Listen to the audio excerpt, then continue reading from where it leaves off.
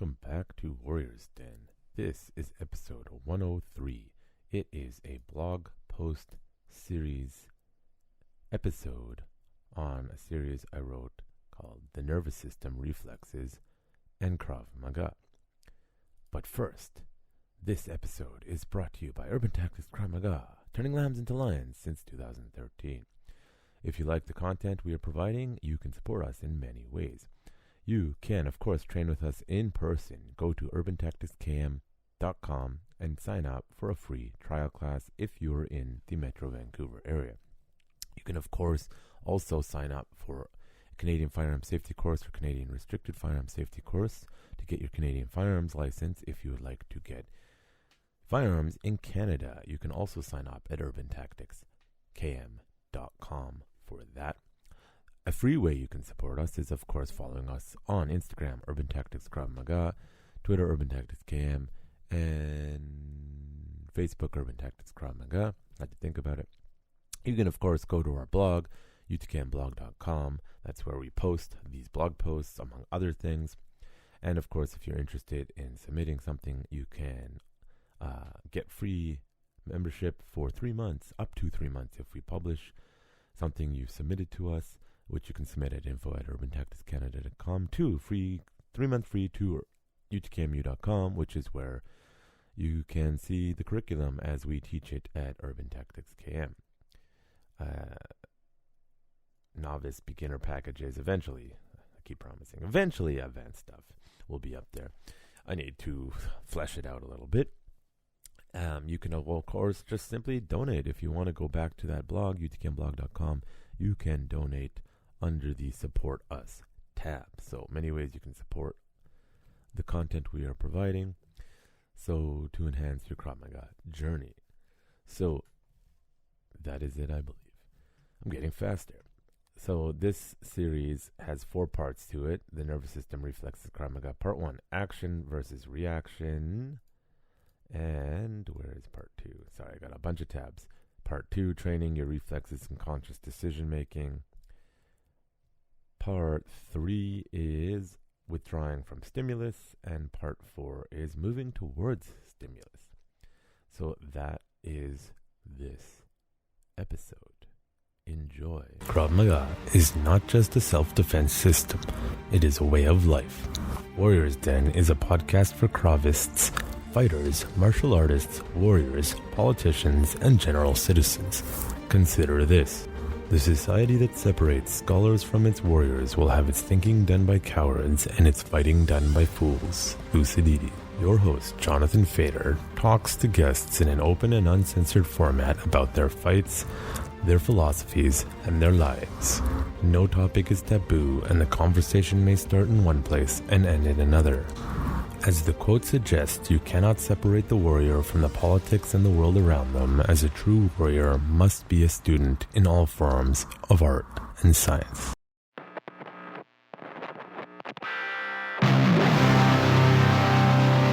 You're listening to The Warrior's Den.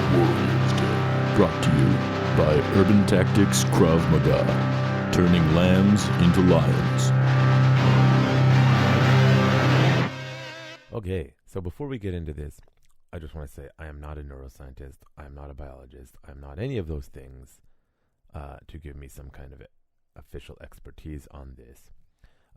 If you want the best podcast out there for how the brain works, human optimization, etc., it is the Huberman Lab from Andrew Huberman. They have episodes on all sorts of human behavioral stuff, from how the neurons work to fat loss and improving focus and eating disorders and controlling pain, all from neurological things. So if you really want to learn how your body works, I recommend from like just an optimization, like practical application. How do I fix these problems and how do I train? And from a neurological perspective, Huberman Lab, he's a Stanford professor, among other things. It's one of the best podcasts out there for that kind of stuff. I'm sure there's tons of other ones on that topic as well. But since I'm sort of diving into a little bit about neurons in this series and how your brain works and in relation to self-defense Krav Maga, I thought I would give you a better resource than me. So there's that. Now, here is the first of the blog. Oh, I know. Before I give you the first one, actually, what I'm going to do is put an audio of going through the basics of action versus reaction, which is one of the basic Krav Maga principles that I teach. So have a listen. Action versus reaction. The stages of mental processing. Action, preemptive versus reactive. Reaction. When it comes to human versus human situations, action is always faster than reaction. Human brains are all made up of the same stuff and operate in relatively similar fashion. We all have neurons, and our brains generally function with the same brain chemistry and processes. Most people will have approximately the same action-reaction potential with regards to these response times. While there are, of course, exceptions, as is in the case of extreme athletes, most people will fall within similar parameters. Below, the action versus reaction concept is broken down into 4 basic steps to processing information for the purpose of self-defense. The names given may be similar to the standard process models, but are simplified for the purposes of this self-defense model. 1. Perceive. This is the initial identification of an attack or action, the oh shit moment when you identify an imminent threat. 2. Analyze. At this point, your brain examines the threat in the context of your situation to determine what to do. The brain will consider the speed and trajectory of the threat, his or her shape or size, and the direction of escape routes and numerous other identifiers. 3. Formulate. Now you are consciously thinking about what to do and searching your memory for the appropriate response. Do you run? Do you fight? Do you freeze? 4. Action. Finally, based on your perception and analysis, you now act on your plan. Both the attacker and the defender are going through these same stages, which can take approximately 0.25 seconds to move through all 4. However, in a life or death situation, this can seem like an eternity. If you fail to recognize and act in response, you now find yourself relegated to a reactive action rather than a preemptive action. You are now playing a game of catch-up. Your attacker may be at stage 4 with a punch action, while you are still at stage 2, analyze, or 3, formulate. If you fail to give yourself enough space or cannot counter-react fast enough, that punch will now hit you. Your goal is always to engage in an aggressive fashion should you find yourself in a mental color code red, so that you are constantly resetting your attacker's mental process back to 1, perceive, or 2, analyze. This can be done by off-balancing causing pain or resetting their mental process through disruption. See off-balance cause pain reset. Because of this model and how the brain processes information, action is always faster than reaction. The 4 stages of self-defense, as taught by UTKM, must keep this process in mind and approach violence in the appropriate order so that a defender always has the option to engage with preemptive action rather than reactive action. This is a model similar to the American OODA loop OODA model of observe, orient, decide, act. Okay, confused yet? So that's just a simple breakdown. Action is generally faster than reaction. There's a reason there's a saying that the firstest with the mostest is the bestest. As in, if I'm on the offense, I don't hesitate, I go. And I hope to impose my will on the other person because it's faster than waiting to make the decision where I can get psyched out or play mental games. And if I'm on the defense and realize, shit, I need to strike first, that's the reason that our 4 stages of self-defense is avoid, de-escalate, strike first, and then react last, because it is simply faster. And the neurons take, something like 0.025 seconds or 0.25 seconds to sort of make that decision-making process. So no matter how fast your muscle reaction time and your nervous system reaction time, there is a hard sort of limit, give or take, on how fast that decision could actually be made in the human body.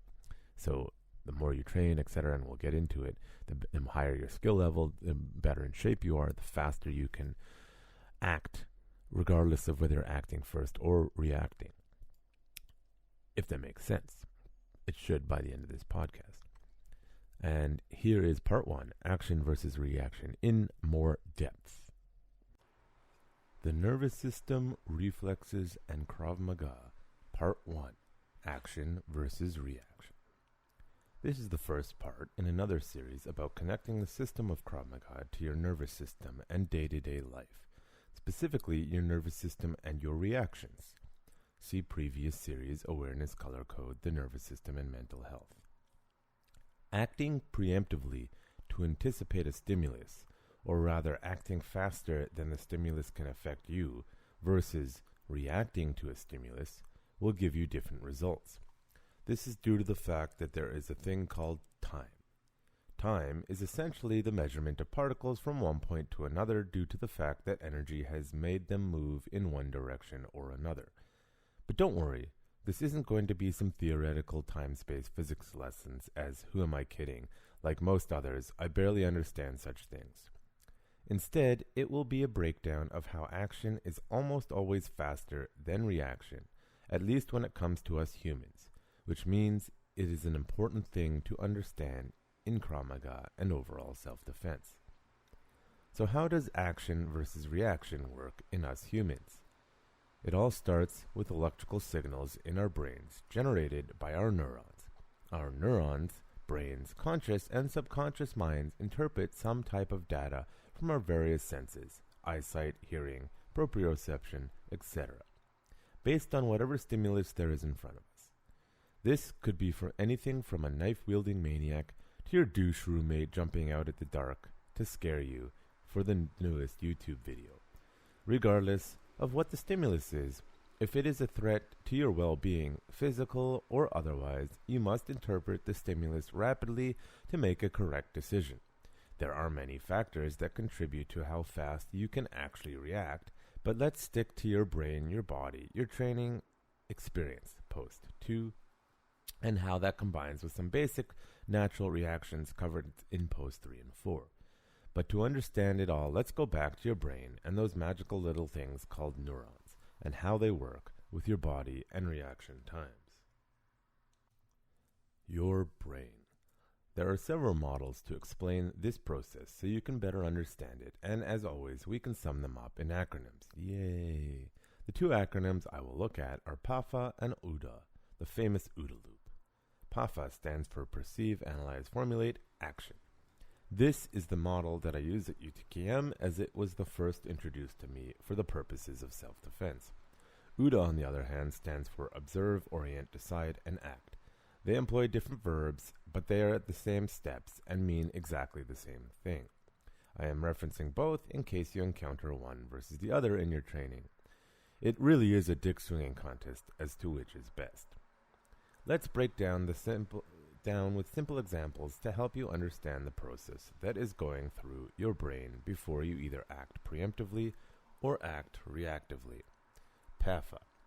1. Perceive. There is a thing there. 2. Analyze. What is that thing? Is it going to eat me? Should I run? Should I fight? 3. Formulate. Come up with a plan for what is best response. Fight, flight, fight, or freeze. 4. Action. Execute plan. OODA. 1.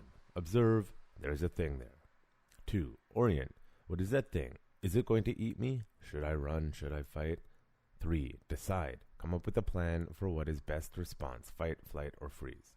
4. Act, execute plan. That is what order in which our decision-making process operates, and as a general rule, how fast you can react. While it is slightly different for every person, your brain takes about 0.25 seconds to accomplish steps 1 through 3, and then depending on many factors, it can take less than a second or many seconds, too many, to actually begin to act. Before I get into what that actually means for self-defense, let's break down what each stage is a little further. Stage 1.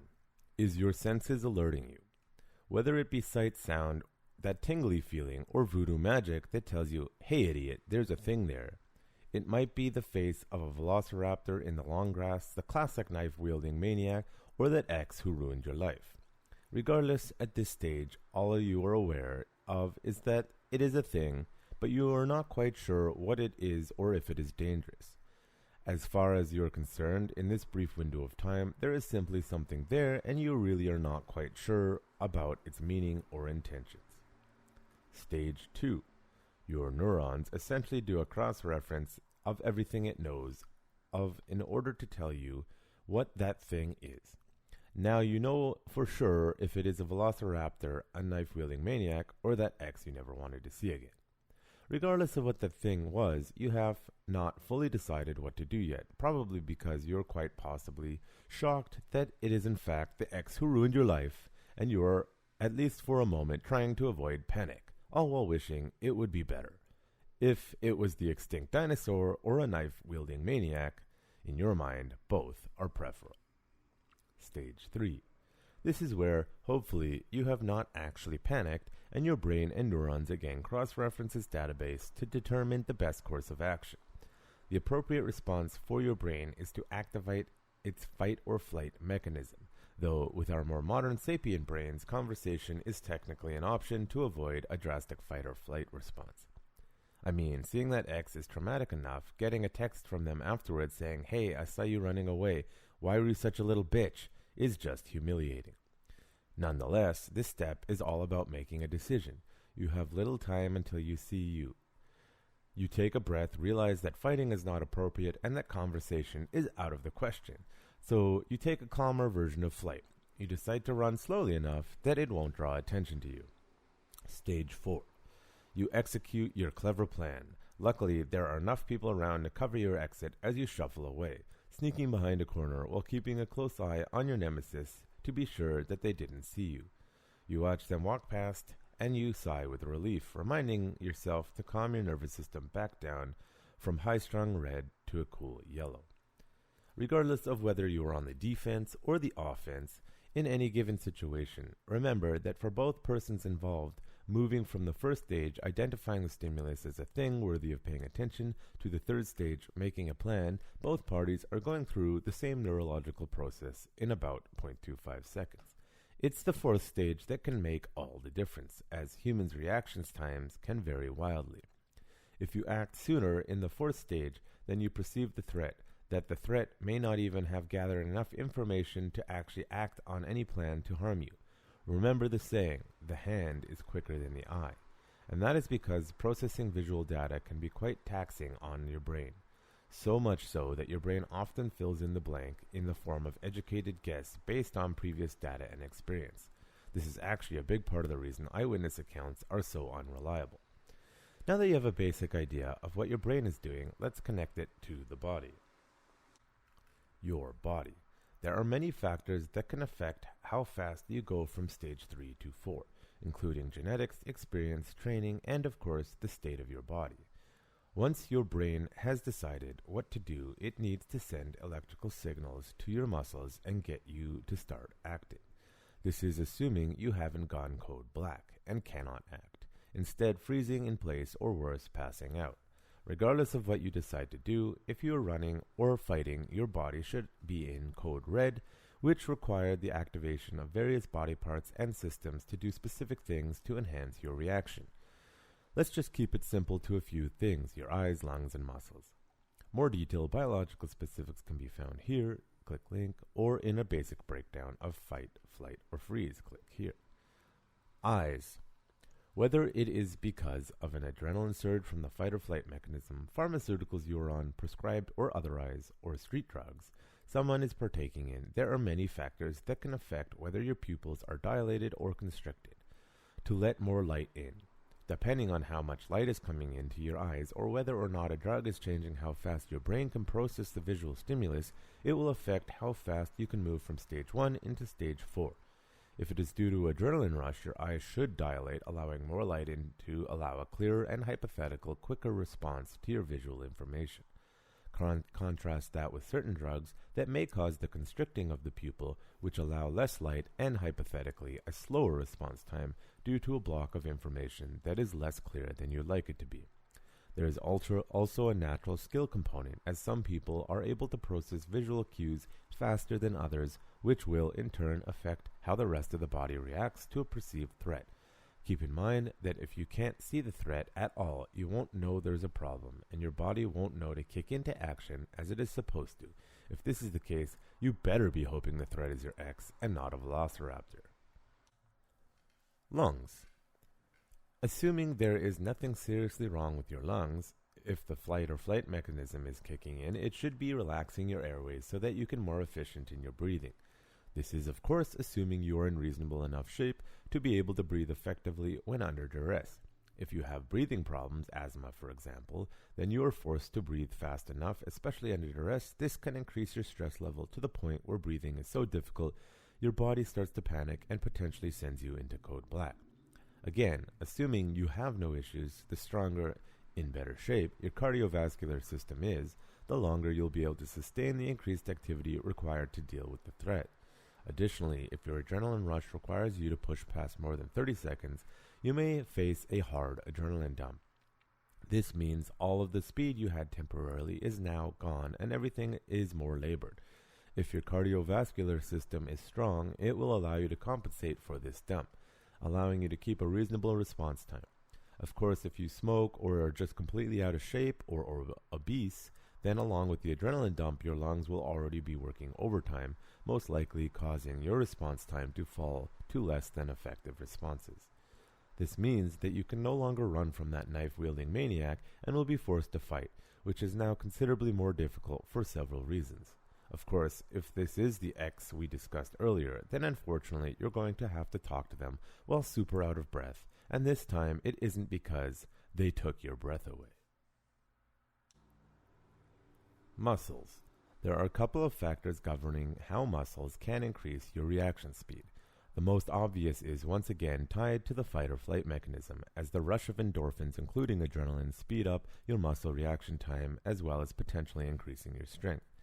This gives you faster reaction times overall, at least until that dump happens. This time from the stimulus to stage 4 is very short. Though it may vary from person to person, it could be a matter of seconds to minutes until you crash into the dump, which inevitably slows down your muscles. This is a big part of the reason pure self-defense is meant to be 10 to 30 seconds of fight so that the threat is done or you are clear of it prior to the dump, which is when combative training and traditional sense fighting is then needed. Another factor which can affect the reaction speed is fast twitch versus slow twitch muscles, or type 1 and type 2. Though you can train your muscles to have faster reaction time, there is a genetic component which often means some people have more of one type of muscle than the other. Fast twitch muscles are associated with explosive energy or quick energy use, which translates into faster reaction times. If you are naturally gifted, you will inevitably be faster, developing quicker response times regardless of your training. This is really the luck of the draw and is why some people excel in certain sports over others. With regards to sprinting, quickly getting away, or explosive punches and tackles, fast twitch muscles are an asset. Combine more fast twitch muscles with a strong cardiovascular system and you will find it easier to quickly make decisions and execute stage 4 of either model. For the rest of us, who have mostly slow twitch muscles, including myself, we have to compensate with extensive training and a higher skill floor. What this all means, at last sentence suggests a large percentage of humanity has a more slow twitch muscles, which are better for endurance or longer tasks, which means we must make up for our lack of fast twitch muscles and natural athletic ability with training. This challenge will be covered in the next post. For now, you have to get your head around your reality. Do you know what kind of reaction times you have? If not, you can always find out, as there are many products and games on the market that can let you test your reaction times. Of course, remember that training for a specific task will increase your reaction time for that specific task and not necessarily every task. Something you do need to know, however, is how do your mind and body react to threats? Do you always choose flight, or is it always fight?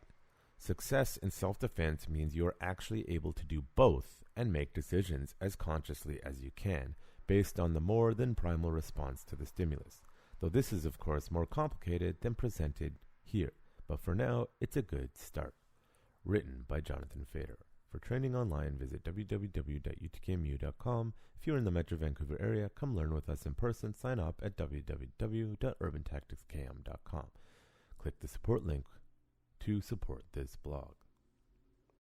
Okay, so there's that first part. Now, the two acronyms used were PAFA, Perceive, Analyze, Formulate, and Action, which I was originally taught by Nir Maman, and then the OODA loop, which is commonly used in American self-defense circles. Now, OODA loop sounds cooler to say. I personally like the actual breakdown of the PAFA one better, personally, but that's me, and I'm biased because it's the first one I learned, so that's how us humans operate on such things regarding our first preference. So there is that. I wanted to expand a little bit on some of the things that I linked to in that and just give you some better context regarding how your body works. So let's just break down stimulus. Now, this is from the Merriam-Webster Dictionary, which is my least favorite dictionary because they're super woke and constantly redefining words for political gains or purposes. However, stimulus is a word that I don't think has been changed. That was just some extra context there. So stimulus, noun. Essential meaning of stimulus: 1, something that causes something else to happen, develop, or become more active. Or 2, something that causes a change or reaction. Basically, a stimulus is given and it causes a reaction, essentially. A light is given, you blink or close your eyes. The stimulus is the light, you get a response. Now, understanding stimulus and response mechanisms actually can help you in your training with pets or, yes, even children if you don't be abusive about it. I'll go over 2 examples of conditioning using stimulus and reward mechanism, and that, if you're in psychology, you would have learned about these. And I'm just bringing it up to go over them quickly so that you can understand how you can sort of hack your training methodology. Yes, this may even work for you. Of course, if you know what's happening, it doesn't always work. So there's 2 types of general conditioning to get a desired behavior, which can help your training, or if you're training somebody else, if you know how to operate with these. There's 2 types, classical and operant conditioning, and I'll just go through these quickly. So verywellmind.com, that's where I'm getting from. Again, links in the show notes. What is classical conditioning? A step-by-step guide. How can classical conditioning really works? Classical conditioning is a type of learning that had a major influence on the school of thought of psychology known as behaviorism, discovered by Russian psychologist Ivan Pavlov, Pavlov's dog, if you know. Classical conditioning is a learning process that occurred through association between an environmental stimulus and a naturally occurring stimulus. It has before conditioning, unconditional stimulus. There's a dog and some food, and then neutral stimulus is a whistle, no response. So basically, you whistle, nothing happens. Then, during conditioning, you give the food and a whistle. And then, after conditioning, you whistle, and then they respond by salivating. That's the classic Pavlovian dog situation. Is a nice little picture here. So, classical conditioning basics. Although classical conditioning was not discovered by a psychologist at all, it was a tremendous influence over the school of thought in psychology known as behaviorism. Behaviorism is based on the assumption that all learning occurs through interaction with the environment, and the environment shapes behavior. Of course, expanding on that nature-nurture, it's a little bit of both. There are some genetic components, but yes, you can alter people's behavior through training.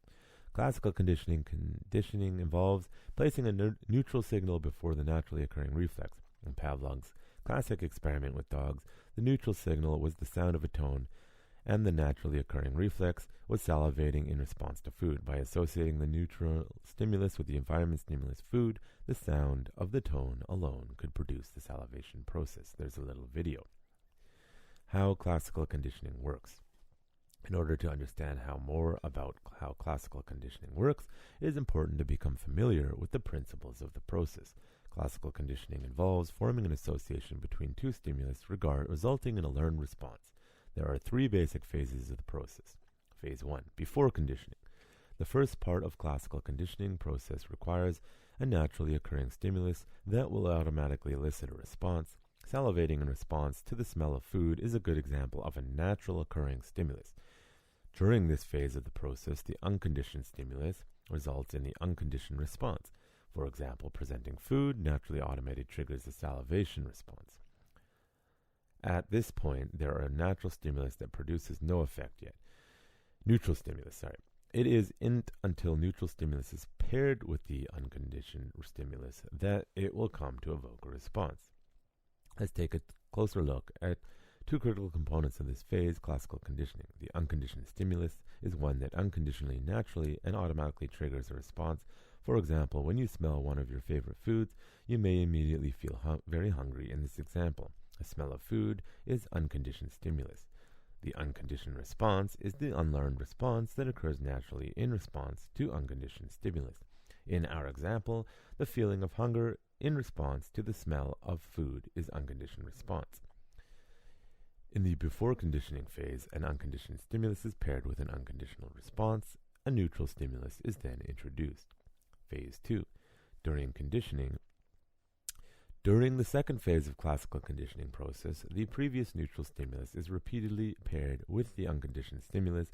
As a result of this pairing, an association between the previous neutral stimulus and the unconditional stimulus is formed. At this point, the once neutral stimulus becomes known as conditioned stimulus. The subject has now been conditioned to respond to the stimulus. The conditioned stimulus is a previously neutral stimulus, that would be the whistle, by the way, after becoming associated with the unconditional stimulus, eventually comes to trigger a conditioned response. In our early example, suppose that when you smelled your favorite food, you also heard the sound of a whistle. While the whistle is unrelated to the smell of the food, if the sound of the whistle was paired multiple times with the smell, the whistle sound would eventually trigger the conditioned response. In this case, the sound of a whistle is that conditioned stimulus. Phase 3, after conditioning, once the association has been made between the unconditioned stimulus and the conditioned stimulus, presenting the conditioned stimulus alone will evoke a response even without the unconditioned stimulus. The result response is known as conditioned response. The conditioned response is the learned response to the previous neutral stimulus. In our example, the conditioned response would be feeling hungry when you heard the sound of the whistle. Key principles. Behaviorists have described a number of different phenomena associated with classical conditioning. Some of these elements involve the initial establishment of the response, while the others describe the disappearance of the response. These elements are important in understanding classical conditioning process. Let's take a closer look at 5 key principles of classical conditioning.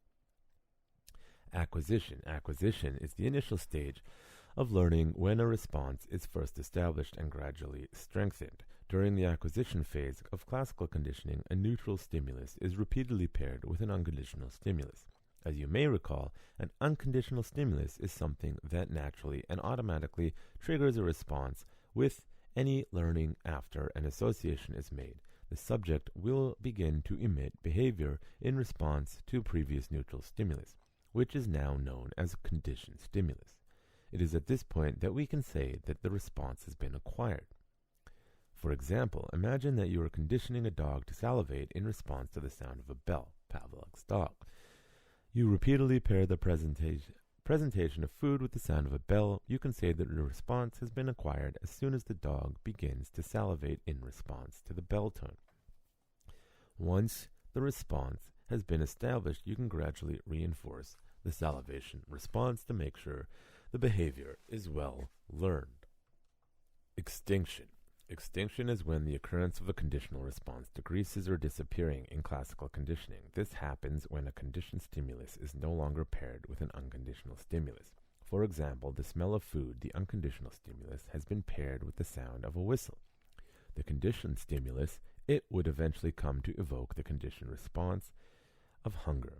However, if the unconditioned stimulus, the smell of food, were no longer paired with the conditioned stimulus, the whistle, eventually the conditioned response, hunger, would disappear. Spontaneous recovery. Sometimes a learned response can suddenly reemerge after a period of extinction. Spontaneous recovery is the reappearance of conditioned response after the rest period or period of lessened response. For example, imagine that after training a dog to salivate to the sound of a bell, you stop reinforcing the behavior and the response eventually becomes extinct. After a rest period of which the conditioned stimulus is not present, You suddenly ring a bell and the animal spontaneously recovers the previously learned response. If the conditioned stimulus and unconditioned stimulus are no longer associated, extinction will occur very rapidly after a spontaneous recovery. Stimulus generalization. Stimulus generalization is the tendency for the conditioned stimulus to evoke similar response after the response has been conditioned. For example, if a dog has been conditioned to salivate at the sound of a bell, the animal may also exhibit the same response to stimulus that are similar to conditioned stimulus. In John B. Watson's famous Little Albert experiment, for example, a small child was conditioned to fear a white rat. The child demonstrates stimulus generalization by also exhibiting fear in a response to other fuzzy white objects, including stuffed toys and Watson's own hair. By the way, you're not allowed to do those kind of experiments anymore. Stimulus discrimination. Discrimination is the ability to differentiate between a conditional stimulus and other stimulus that have not been paired with an unconditioned stimulus. For example, if a bell tone were a conditioned stimulus, discrimination would involve being able to tell the difference between the bell tone and other similar sounds. Because the subject is able to distinguish between the stimulus, they will only respond when the conditioned stimulus is presented. Classical conditioning examples. It can be very helpful to look at a few examples of how the classical conditioning process operates, both in experiment and real-world settings. Fear response. John B. Watson's experiment with Little Albert is a perfect example of the fear response. The child initially showed no fear of a white rat, but after the rat was paired with a repeated loud sound, scary sound, the child would cry when the rat was present. The child's fear also generalized to other fuzzy white objects. Prior to the conditioning, the white rat was neutral stimulus. The unconditioned stimulus was the loud changing sounds, and the unconditional response was the fear response created by the noise. By repeatedly pairing the rat with unconditional stimulus, the white rat, now conditioned stimulus, came to evoke the fear response, now the conditioned response. The experiment illustrates how phobias can form through classical conditioning in many cases. A single pairing of a neutral stimulus, a dog for example, and frightening experience, being bitten by the dog, can lead to lasting phobia, being afraid. Taste aversions, another example of classical conditioning, can be seen in development of conditioned taste. Researchers John Garcia and Bob Colling first noticed that phenomenon when they observed how rats that had been exposed to nausea-causing radiation developed an aversion to flavored water after the radiation and the water were presented together. In example, the radiation represents the unconditional stimulus, and the nausea represents the unconditional response. After the pairing of the two, the flavored water is conditioned stimulus, while the nausea that formed when exposed to the water alone is the conditioned response. Later research demonstrated that such classically conditioned aversions could be produced through a single pairing of conditioned stimulus and the unconditional stimulus. Researchers also found that such aversion can develop if the conditioned stimulus, the taste of food, is presented several hours before the unconditional stimulus. Why do such associations develop so quickly? Obviously, forming such associations can have survival benefits for the organisms. If an animal eats something that makes it ill, it needs to avoid eating the same food in the future to avoid sickness or even death. This is a great example of what is known as biological preparedness. Some associations form more readily because they aid in survival. In one famous field study, researchers injected sheep carcasses with a poison that would make coyotes sick but not kill them. The goal was to help sheep ranchers reduce the number of sheep lost to coyote killings. Not only did the experiment work by lowering the number of sheep killed, it also caused some of the coyotes to develop such a strong aversion to sheep they would actually run away at the scent or sight of sheep. It worked from very well. In reality, people do not respond exactly like Pavlov's dogs, which are more complicated, by the way. There are, however, numerous real-world applications for classical conditionings. For example, many dog trainers use classical conditioning techniques to help people train their pets. These techniques are also very useful for helping people cope with phobias or anxiety problems. Therapists might, for example, repeatedly pair something that provides anxiety with relaxation techniques in order to create an association. Teachers are also able to apply classical conditioning in a class to create a positive classroom environment to help students overcome anxiety, fear, pairing anxiety, provoking situations such as performing front group with pleasant surroundings, help students learn new associations instead of feeling anxious and tense in the situations. The child will learn relaxed and calm. So that is from verywellmind.com by Kendra Cherry, medically reviewed by Stephen Gaines, MD.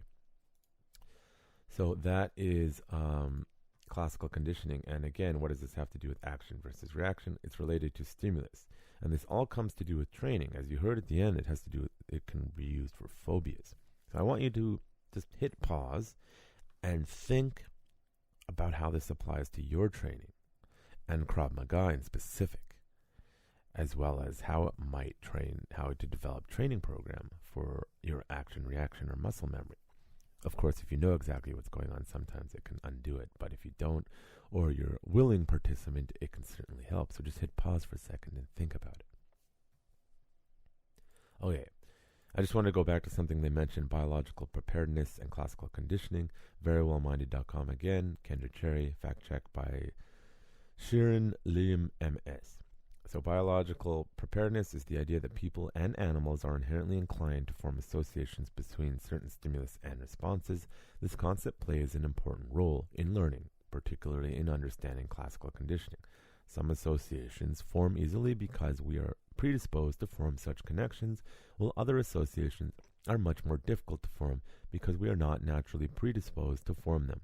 For example, it has been suggested that biological preparedness explains why certain type of phobias tend to form more easily. We tend to develop a fear of things that may pose a threat to our survival, such as heights, spiders, snakes. Those who learn to fear such dangers more readily were more likely to survive and reproduce. Biological preparedness working with classical conditioning. One great example of biological preparedness is to work classical conditioning process development of taste aversions. So I'll skip the rest of that. It relates to that. And again, I'm going to connect back how this relates to training and action reaction training. I'm just sort of setting it up because you need to absorb this a little bit. Now, what is operant conditioning and how does it work? This is another one from Very Well, also by Kendra Cherry, medically reviewed by David Sussman, PhD. Operant conditioning, sometimes referred to as instrumental conditioning, is a method of learning that employs rewards and punishments for behavior. Through operant conditioning, an association is made between a behavior and a consequence, whether negative or positive, for that behavior. It gets a little more confusing than that, but yeah. For example, when lab rats press a lever with the green light on, they receive a food pellet as a reward. When they press the lever when a red light is on, they receive a mild electric shock. As a result, they learn to press the lever when the green light is on and avoid the red light. But operant conditioning is not just something that takes place in the experimental setting. While training lab animals, it also plays a powerful role in everyday learning. Reinforcement and punishment take place at a natural setting all the time, as well as in a more structured setting, such as a classroom or therapy. And then they have a little picture of that situation. The history of operant conditioning. Operant conditioning was first described by behaviorist B.F. Skinner, which is why you may occasionally hear it referred to as Skinnerian conditioning. As behaviorist, Skinner believed that it was not only really necessary to look at internal thoughts and motivations in order to explain behavior. Instead, he suggested we should look only at the external observable causes of human behavior. Through the first part of the 20th century, behaviorism became a major force within psychology. The idea John B. Watson dominated the school of thought early on. Watson focused on the principle of classical conditioning, once famously suggesting that he could take any person regardless of their background and train them to be anything he chose. Early behaviorists focused on the interests on associated learning. Skinner was more interested in how the consequence of people's actions influenced their behavior. Skinner used the term operant to refer to any act of behavior that operates upon the environment to generate consequence. Skinner's theory explained how we acquire the range of learned behaviors we exhibit every day. His theory was heavily influenced in the work of psychologist Edward Thorndike, who had proposed what he called law of effect. According to these principles, actions that are followed by desirable outcomes are more likely to repeat while those followed by undesirable outcomes are less likely to be repeated. Operant conditioning relies on a fairly simple premise. Actions that are followed by reinforcements will be strengthened and more likely to occur again in the future. If you tell a funny story in class and everybody laughs, you will probably be more likely to tell that story again in the future. If you raise your hand to ask a question and your teacher praises your polite behavior, you will be more likely to raise your hand the next time you have a question or comment. Because the behavior was followed by a reinforcement or a desirable outcome, the preceding action is strengthened. By the way, that was positive because something was given. Again, it gets a little confusing. It's not necessarily negative, it's like add or subtract. Conversely, actions that result in the punishment or undesirable consequences will be weakened and less likely to occur again in the future. If you tell the same story again in another class but nobody laughs, you will less likely be to repeat the story again in the future. If you shout out an answer in class, you and your teacher scold you, then you might be less likely to interrupt class again. Or you might continue because you get the attention. It's not so simple. Types of behavior. Skinner distinguished between two types of different behaviors. Respondent behaviors are those that occur automatically and reflexively, such as pulling your hand back from a hot stove or jerking when the doctor taps your knee. You don't have to learn these behaviors, they simply occur automatically. And I'll connect to that later as to why that is when I talk about the Glasgow Coma scale. Operant behaviors, on the other hand, are those under conscious control. Some may occur spontaneously and others purposely, but it is consequences of these actions that then influence whether or not they occur again in the future. Our actions on the environment and the consequences of that action make up an important part of the learning process, which I'll also get into later.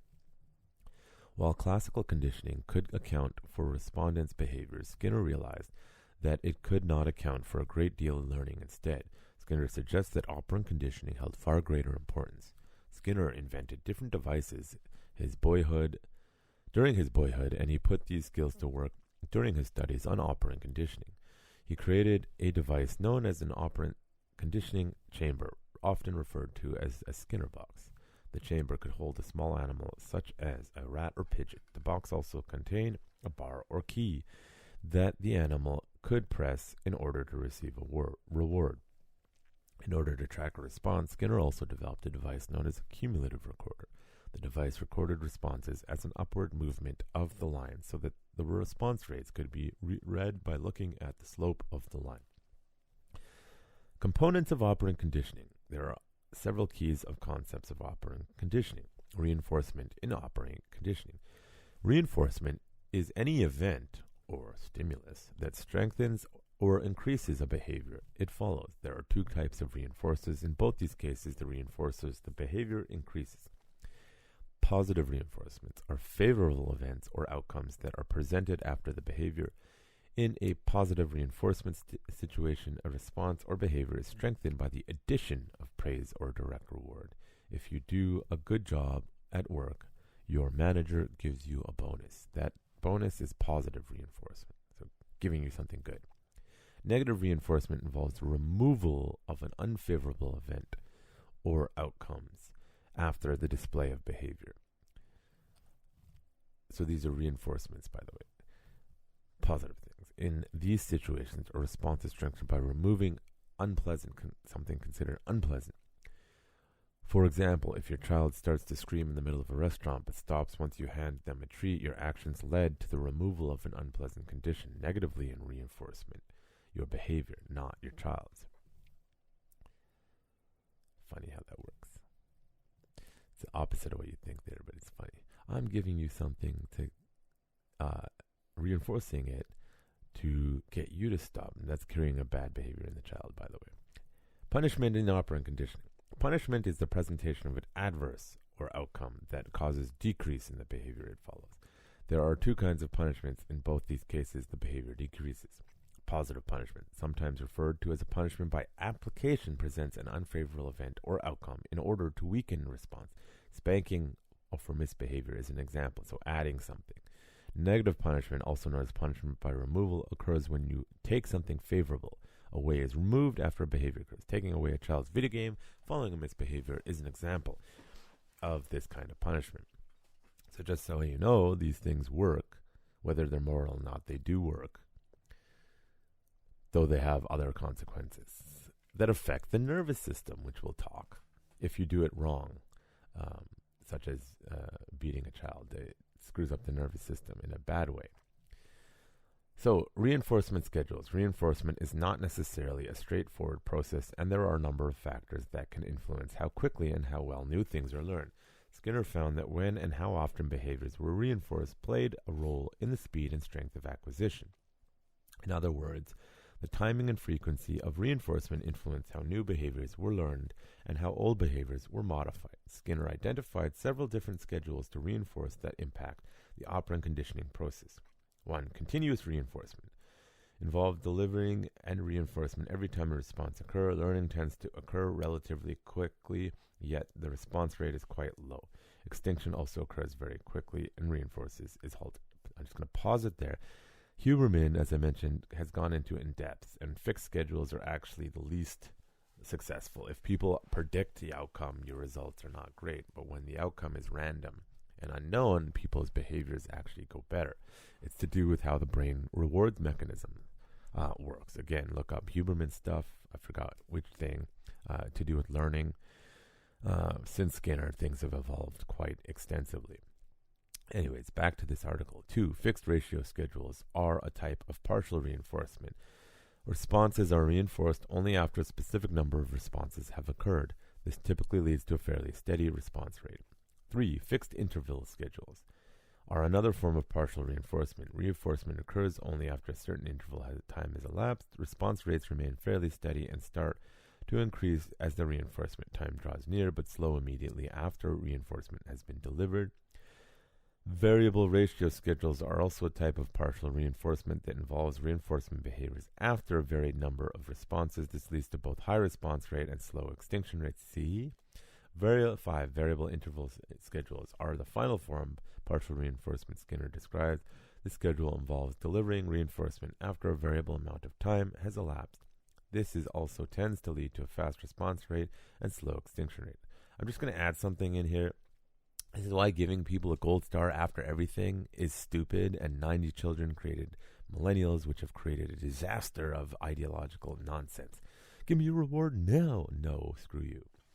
Anyways, examples of operant conditioning. We can find examples of operant conditioning at work all around us. Consider the case of children completing homework to earn a reward from a parent or teacher, or employees finishing projects to receive praise or promotion. More examples of operant conditioning in acts include: after performing a community theater play, you receive applause from the audience.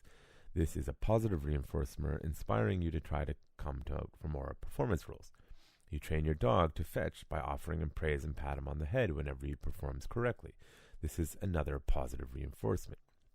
A professor tells a student that if they have perfect attendance all semester, then they do not have to take final comprehensive exam by removing an unpleasant stimulus, the final test, which is ridiculous, but whatever. Students are negatively reinforced to attend the class.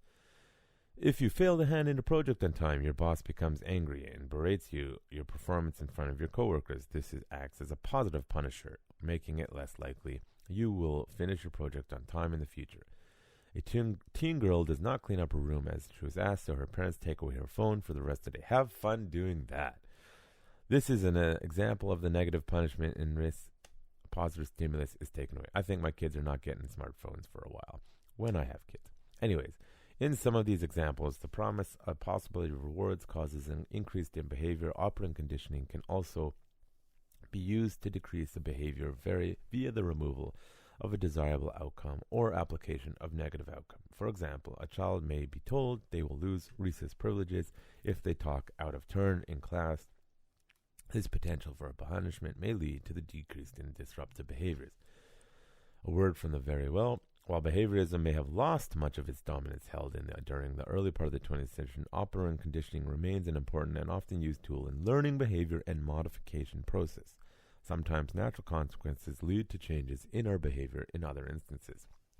Rewards and punishments may be consequently doled out in order to create changes.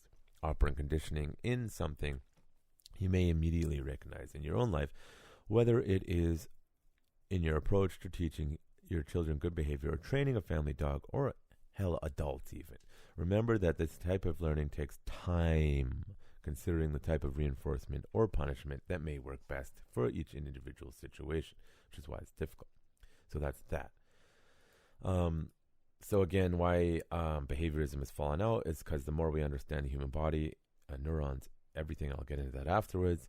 Again, Huberman, you take the methodology of operant or classical conditioning while understanding biology behind it, and now we get nature and nurture, and we can do stuff. So the reason I brought that in now is because it is kind of dense, and I want you now to take a thought, take a pause again, and think. Operant conditioning in my life, in my training, and how has this affected my action versus reaction? So hit pause and think for a second.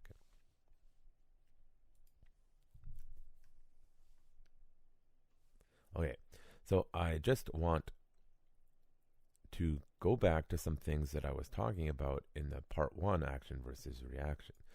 So I did talk about slow twitch versus fast twitch. And I'm going to read an article I found on healthline.com. Flexing slow twitch muscle fibers.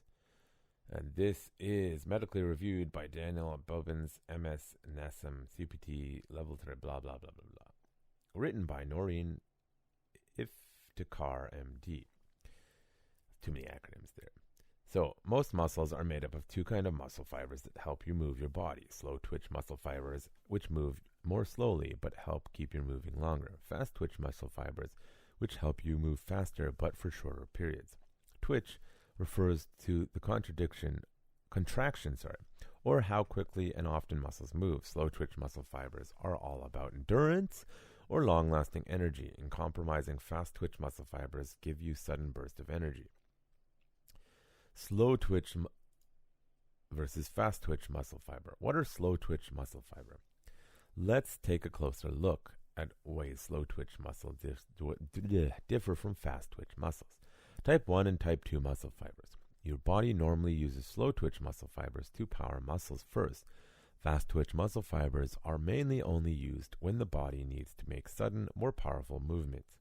Energy use. Slow twitched muscles use energy slowly and fairly evenly to make it long-lasting time. This affects them to work for a long time without running out of power. Fast twitch muscles use up a lot of energy very quickly, then get tired and need a break. Intensity and duration. Slow twitch muscle fibers power low-intensity activities. This is because they need a steady and even supply energy. In comparison with fast twitch muscle fibers, work when you need big bursts of energy. Blood vessels. Muscles with more slow twitch muscle fibers have more blood vessels. This is because they need a good and constant supply of blood oxygen and to let them work for a long time without getting tired. Fast twitch muscle fibers don't need as much blood because they make their own quick source of energy. Oxygen needs. Slow twitch muscle fibers use an aerobic energy system. This means they run on oxygen. Fast twitch muscles mainly run on an energy system that doesn't need oxygen. This is called anaerobic energy system. Appearance. The bigger blood supply in slow twitch muscle fibers can make them look redder or darker. On the other hand, muscles that have much more fast twitch muscle fibers look lighter because they have less blood. Maybe that's light and dark meat. I'm just saying. That may or may not be true. But it follows a logical conclusion, I suppose. The visual difference, think slow twitch muscles are plugged into the heart. On the other hand, fast twitch mainly run on a battery.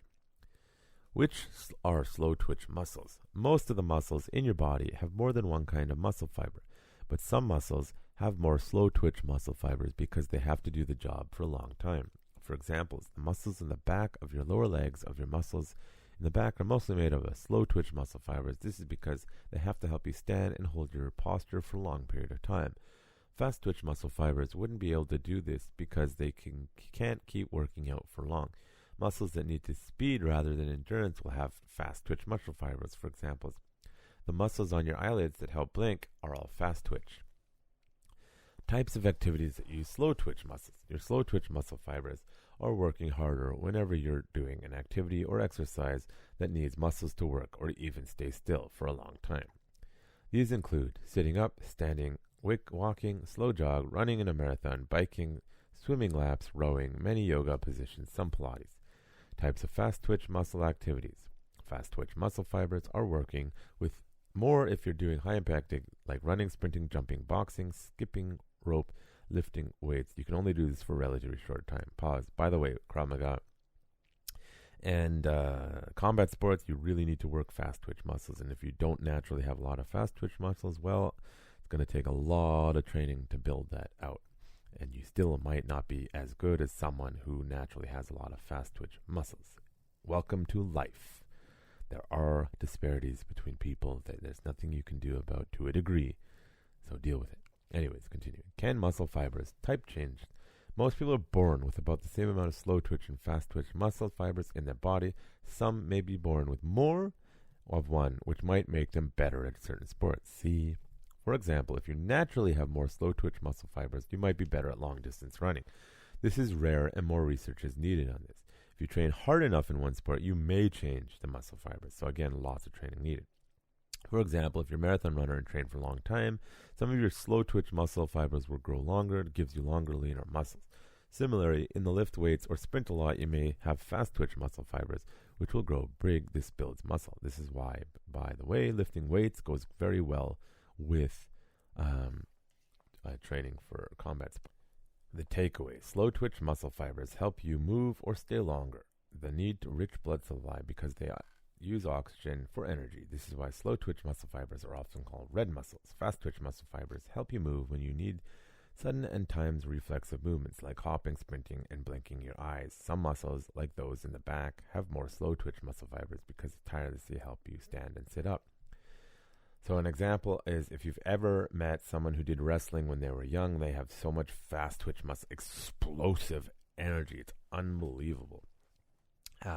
Compared to, say, jiu-jitsu, especially if you start later in life, you're like slower and you explode and you have to learn to stall out the wrestlers because it's exhausting. So understanding fast and slow twitch muscles, what you naturally are gifted with and what you need to build and work on will be very important in speeding up your action versus reaction time.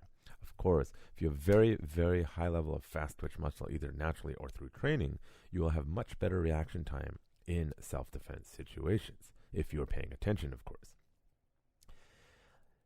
If not, then you'll be slow, right? You can build it, as it said. It'll take more work if you're not naturally gifted with, say, fast twitch muscles. You do need endurance, of course. That's why I take a much more balanced approach, right? At my higher levels, I require you to start being able to run 2 or 5K because endurance is important for more complicated self-defense situations. You might have to run because if you can't run, you need to fight.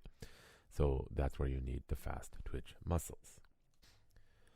I also talked about something, adrenaline dumps in the initial one. And what that is you hype yourself up and then your adrenaline dumps and you get exhausted and tired, and it's a problem. So for self-defense and action versus reaction is really important, because if you feel yourself getting overworked too quick by the stimulus, the threat, and you're freaking out, that's where you can hit the fight, flight, freeze, which I'll just remind you about afterwards.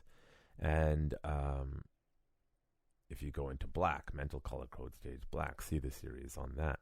So you need to understand that. Now, if you're not someone who gets the adrenaline dump quickly, then that's good. Those people do very good at calming people down, de-escalation, right, in the stages of self-defense.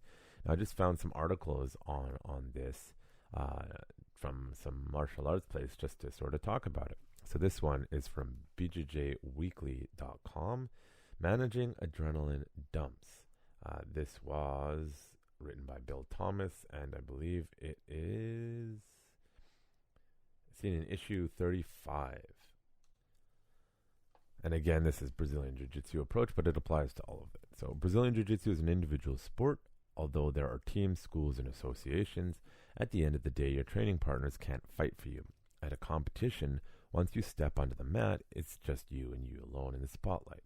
Everyone reacts a little bit differently. But for me, as I walked out the gym and goes quiet, I feel slightly disconnected from the world, like I am watching my body from the outside. Every sound is muffled and slow. I feel my heartbeat in my ears and my hands start to sweat. My legs get very tight, like overwound springs ready to explode on command. My throat swells a little bit and I can't really talk. The muscles in my shoulders and neck get a little twitchy and my arms tingle. It is an adrenaline dump.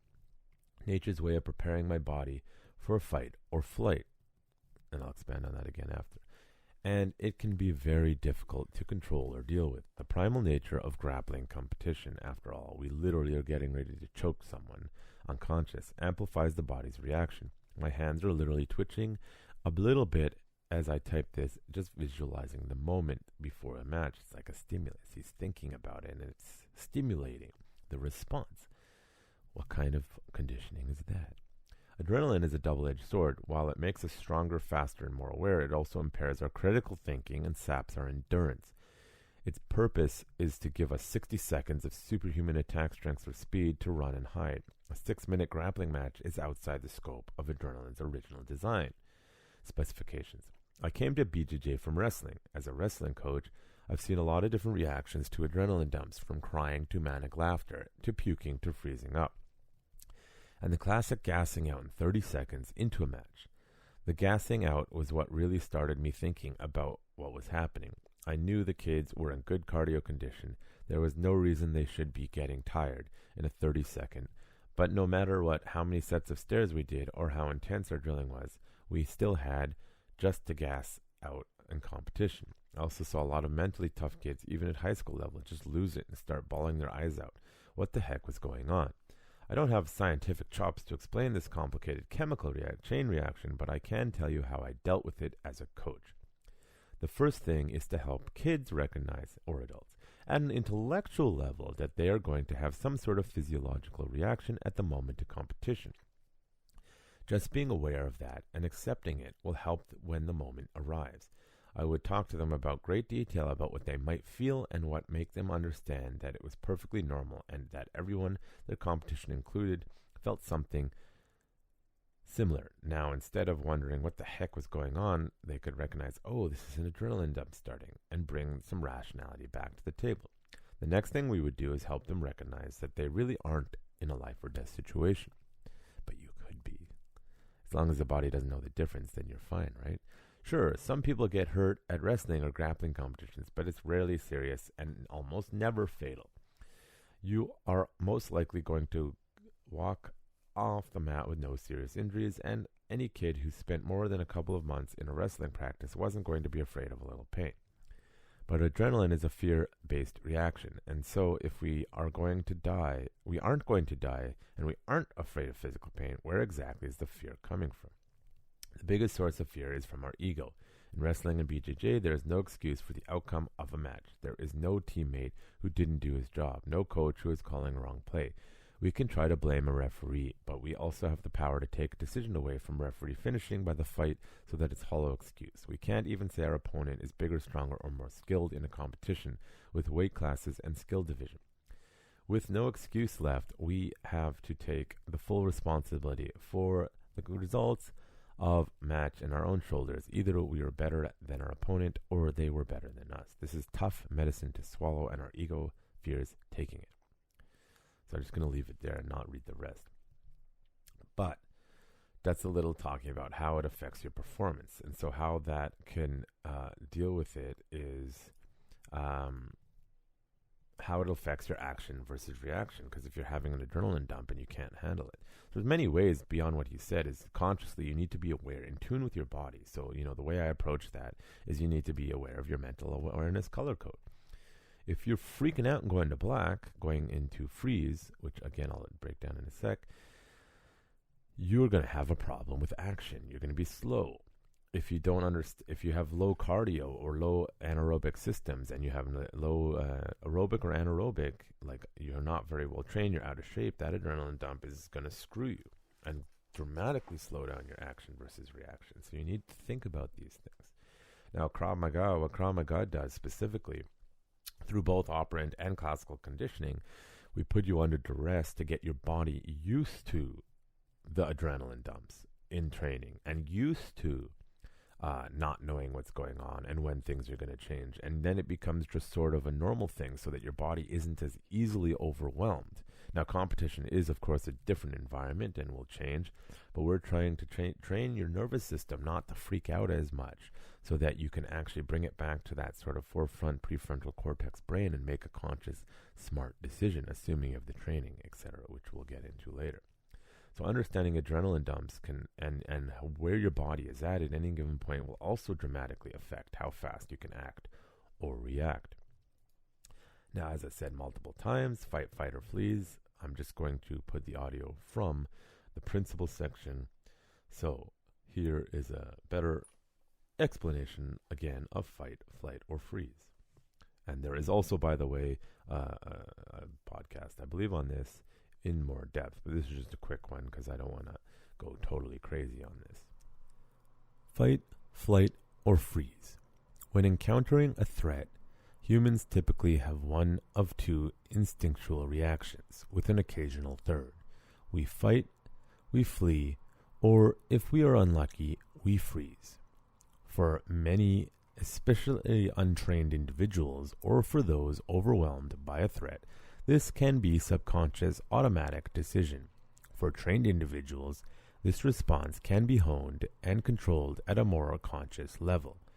Whether the decision is a conscious one or not, your brain will do a quick calculation based on your past experience, your skill level, and your conditioning to determine which option is best for the situation at hand. The most important part is often not which decision made, but the speed at which the final decision is reached, supported by whether or not you can commit to it. Strike fast, but run faster. Unknown.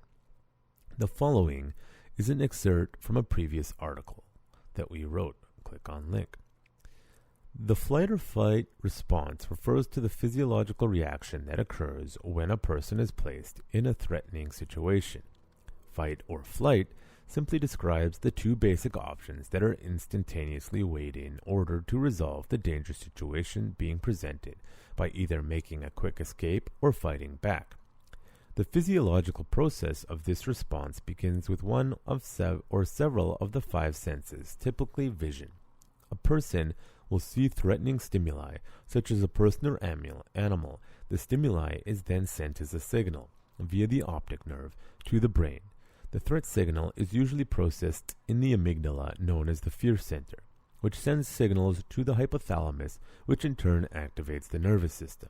Another signal then stimulates the sympathetic nervous system, which will send impulses down the spinal column to the adrenal gland, where the hormone epinephrine is released, also known as adrenaline. Epinephrine will cause the heart rate to increase, allowing it to be sent further throughout the body as the heart beats faster. At some time, the stress hormone will signal the liver to release glucose, which will then be converted into ATP, which is an energy-carrying molecule used to activate muscles.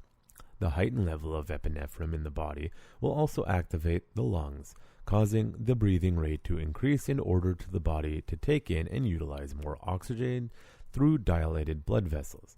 The pupils in the eyes will also dilate to take in more light and increase visual acuity.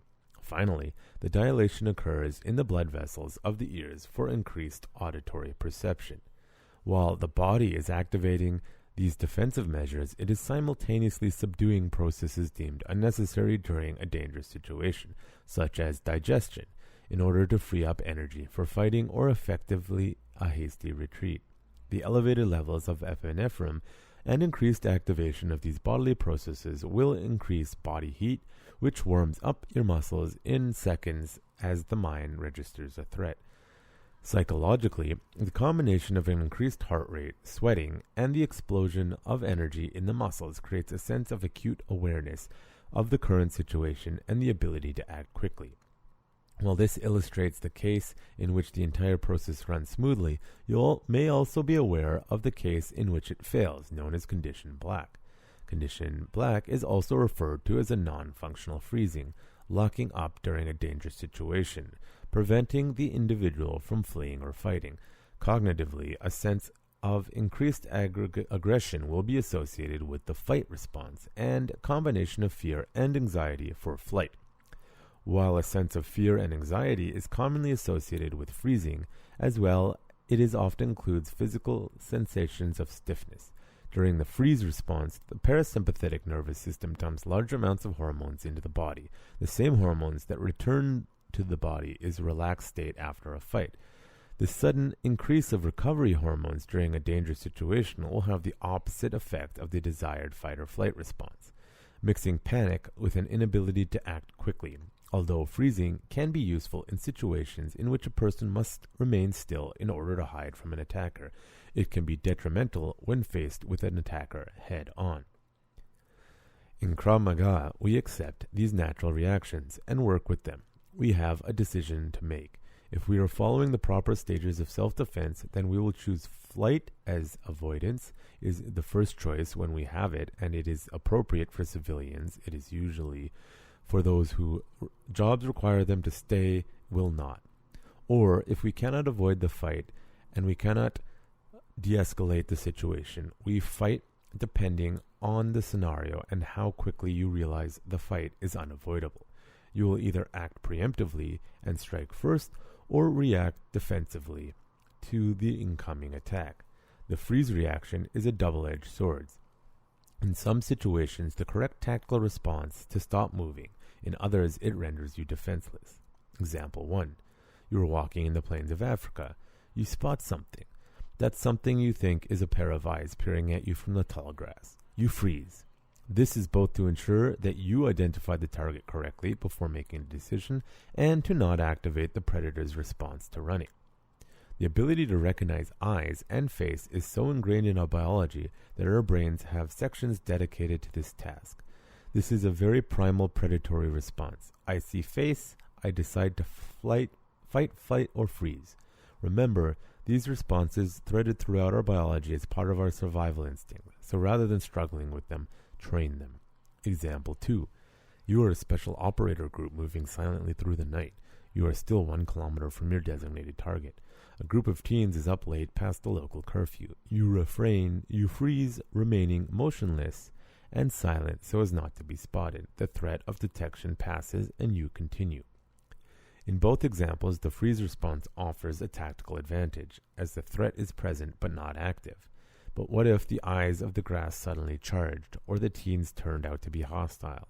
In the worst case scenario, the freeze response can become code black and turn into a catastrophic mental failure, preventing you from acting at all.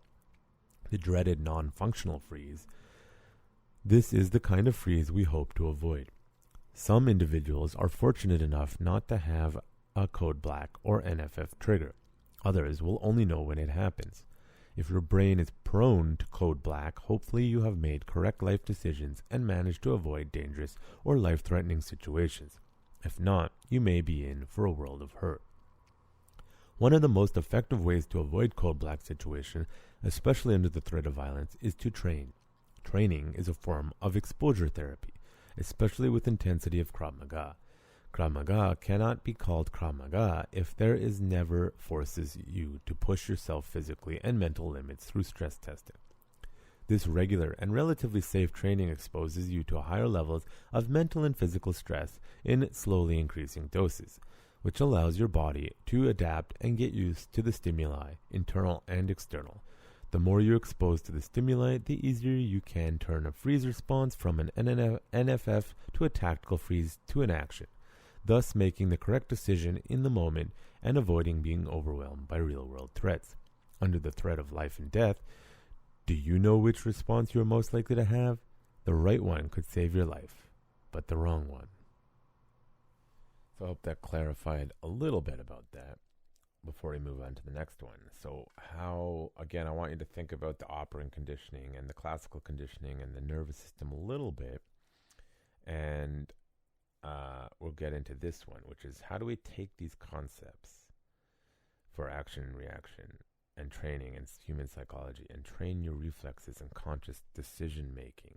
So this is part 2 of the series. The nervous system, reflexes, and Krav Maga, part 2, training your reflexes and conscious decision making. This is the second part of another series about connecting the system of Krav Maga to your nervous system and day-to-day life, specifically your nervous system and your reactions. See part 1 and the previous series, Awareness Color Code, the Nervous System and Mental Health. Now that you have a better idea of how your reflexes are affected by your brain, body, and conscious awareness, I can start to discuss how training affects your ability not only to have quick reflexes, but also to make better decisions. This is the part that is heavily studied, meaning lots of research, and yet may still be the self-reflection that we humans are often most resistant to, as it takes time, commitment, and often money. Yet, when it comes to performance, it can be the difference between gold and silver or no medal at all. And when it comes to personal safety, self-defense, or job requirements, the difference between life and death. Regardless of your goals, the path to better and quicker decision-making is both practice, in the form of iterations, and quality, regarding how you actually train. I will take a basic learning theory with regards to the development and use a case study in the form of the unfortunate and recent police-related death of Daunte Wright. As briefly mentioned in part 6 of the previous series, there are 4 stages towards competence in skill development, as generally accepted, and it is harder than you think to achieve stage 4 in any given skill set. Before I delve into this, I would like to bring up the concept of the 10,000 hour rule, originally popularized in the book Outliers, The Story of Success by Malcolm Gladwell, a great book. In this book, Gladwell looks at many outliers, extremely successful people, who have excelled beyond anyone else. One thing he notes is the amount of time and, of course, energy they put into developing themselves skill-wise or otherwise to being the best. He suggests that it takes up to 10,000 hours to achieve a skill level that would be considered mastery compared to your peers. To give your mind an anchoring point to better understand what this means, let's give it a quantitative reference point and compare it to the standard 40-hour work week. Working 8 hours a day, 40 hours a week, it would take 4.8 years of continuous work to achieve mastery at your job and the basic skill needed to do it. This, however, is probably not realistic as, let's be honest, most of you probably do 2 to 4 hours of actual work towards that goal. This means for most, it is probably closer to 10 to 20 years to achieve mastery. Of course, this is not an exact science, and some people may achieve mastery faster than others for a variety of reasons. One thing is for sure, mastery, at a minimum, takes thousands and thousands of iterations, repetitions to be achieved. The more you do, the better you should get. Let's expand on this. I pose the question, why is it some people spend their whole lives doing something but never reach the level they would like? The first reason is that despite the constant barrage of positivity in the self-help improvement world industry, they often forget to discuss the reality of personal limitations, in particular those to do with something you can't control mentally or physically. For example, if you just don't have a lot of fast twitch muscles, no matter how hard you train, you probably will never break a world record sprint time. Add to this fact that humans legitimately can only run so fast before our bodies hit their mechanical limit. Period. There are certain realities positivity just cannot overcome. Sorry. The other reason is related to the quality of iterations, repetitions. Simply doing something over and over again may not increase your skill set if you are not doing it efficiently or effectively. The reason why many of the best accomplish what they accomplish and are selected for examination in the book Outliers isn't just the iterations they are doing in the form of constant driven hard work. It also has a lot to do with the fact they tend to be more efficient in the way they do it. One could refer to the quote often attributed to Vince Lombardi, quote, "Practice does not make perfect. Perfect practice makes perfect," end quote. Okay. So now that I have rambled enough, let's make this more tangible with regards to skill development in martial arts and self-defense. Let's take the example of BJJ schools. It is very clear, if you have been around long enough, that some schools produce better results more consistently than others, and there are 2 reasons for this. 1. A school run by a champion may simply be attracting those who are highly capable. 2. The coach at the school is an effective coach in developing the skill sets of all students, making them the best they can be in the most efficient way. The latter will usually produce excellent results more consistently for more people than the former. That is because It is based on logic, reason, and science rather than relying on a student's natural talent.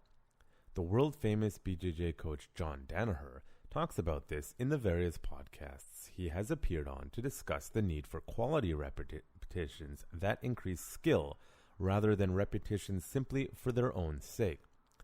All of his podcast discussions are worth listening to, but in particular, episode 182 on Lex Friedman. Okay, so what does all that have to do with reflexes and your nervous system? Simple.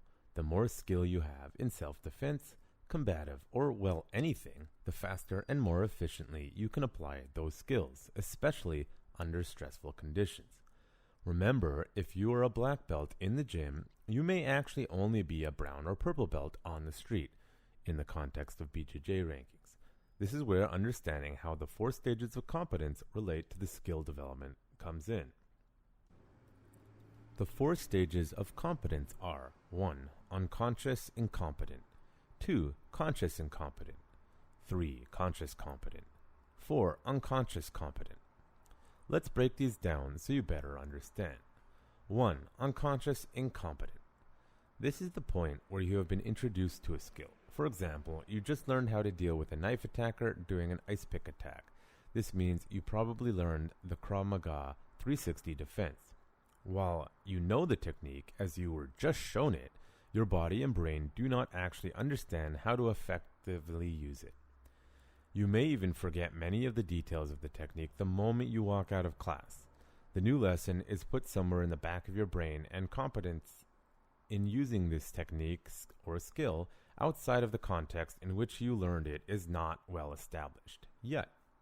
This is why going to a 2-hour self-defense seminar, learning multiple skills, and then saying you know how to defend yourself is delusional, because you are still very much in the unconscious incompetent stage and are unlikely to be able to use these skills in any practical sense, especially if your nervous system is jacked due to the fight or flight mechanism and the various stages of the color code. Now, in a less dramatic sense, this stage is fairly short and is the period when you just learnt it, as the instructor is trying to explain the technique to you and you either got it and can now practice it, or you didn't get it and practice is still not on the table yet.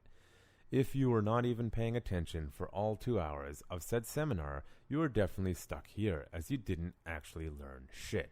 So pay attention. 2. Conscious incompetence. At this stage, you should understand the basic mechanics of the 360, for example, as in your arm goes here and your foot goes here, etc.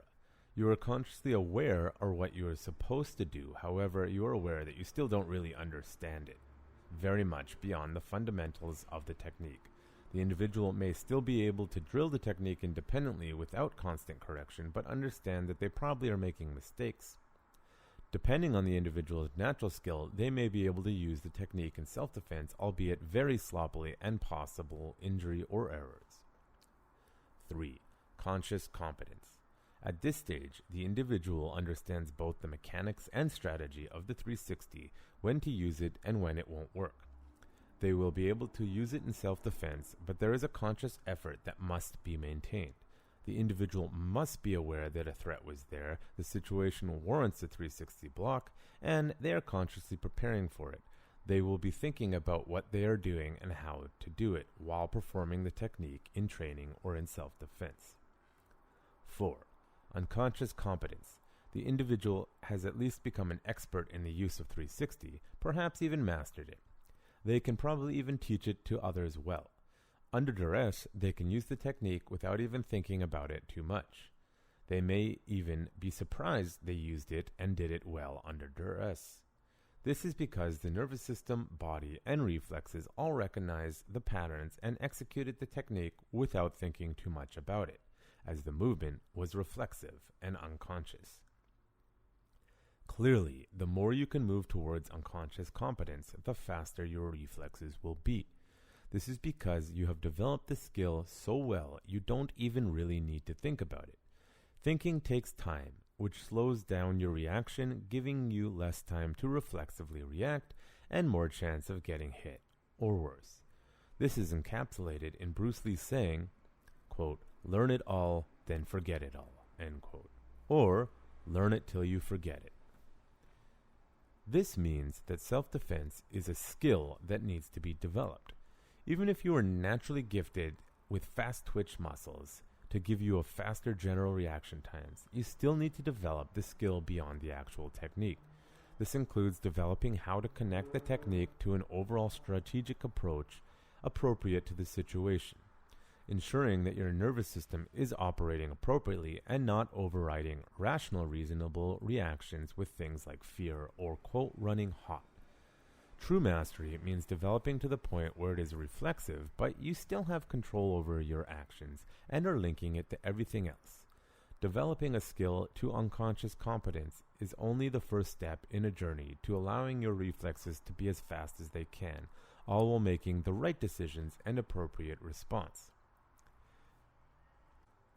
Clearly, it's not just about training, but training consistently and with enough iterations to achieve, at a minimum, unconscious competence.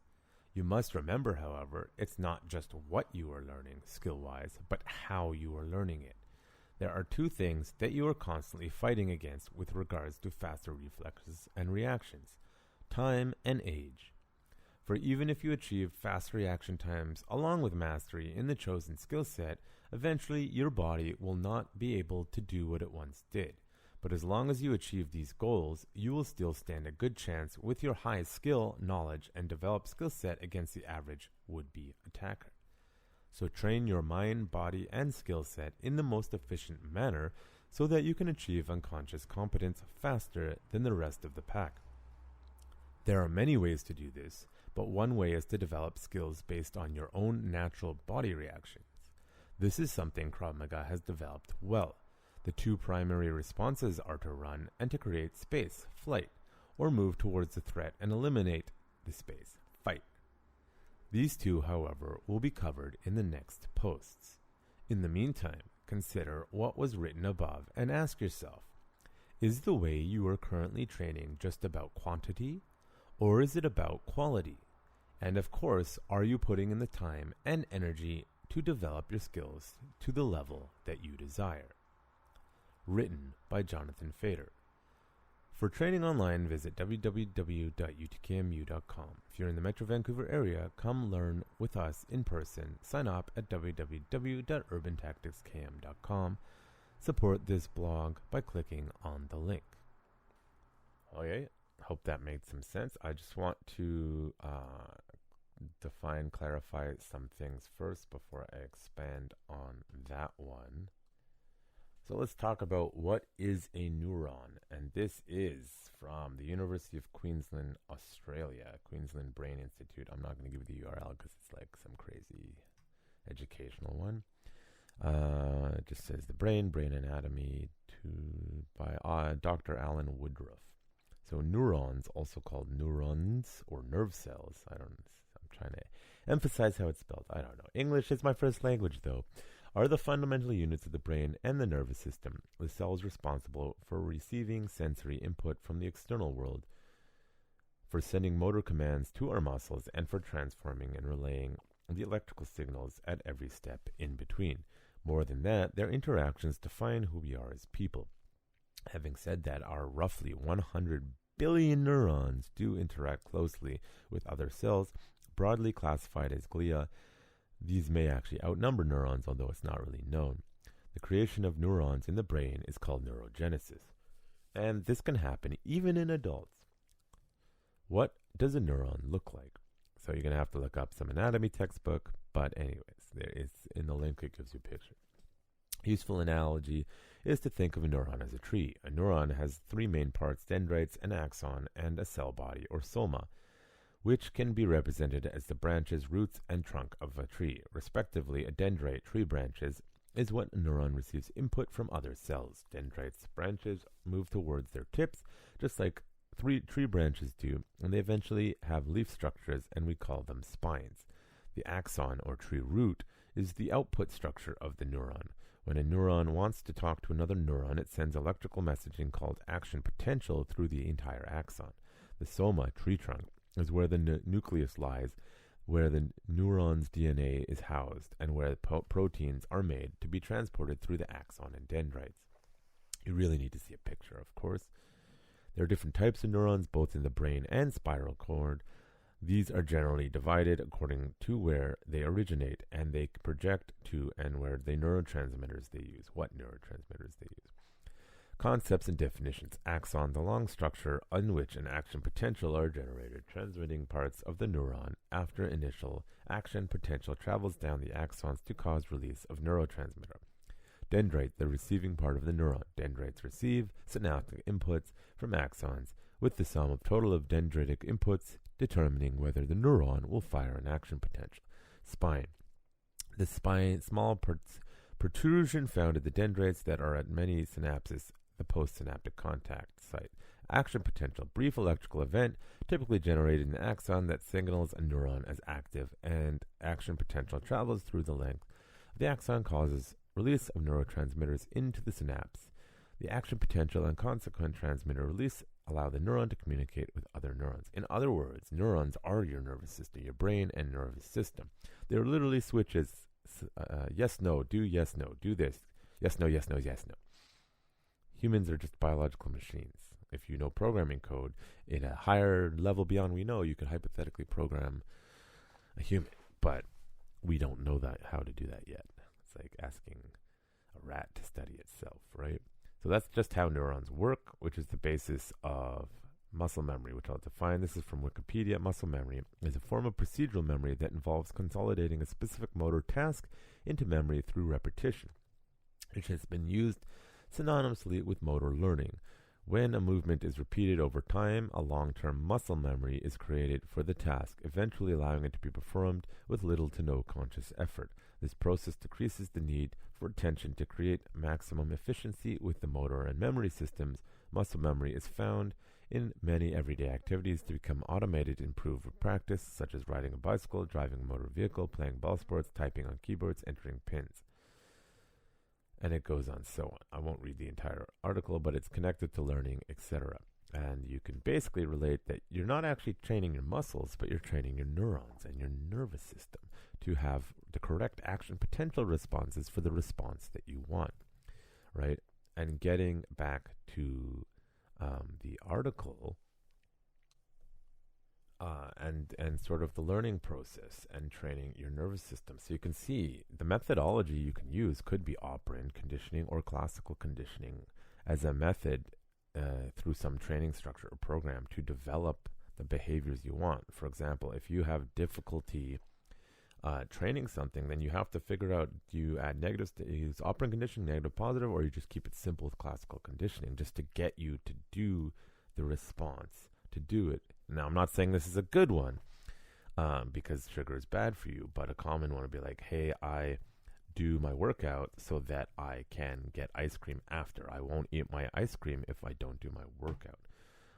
That would be positive reinforcement. I do the thing, I get rewarded. Right, operant conditioning, right?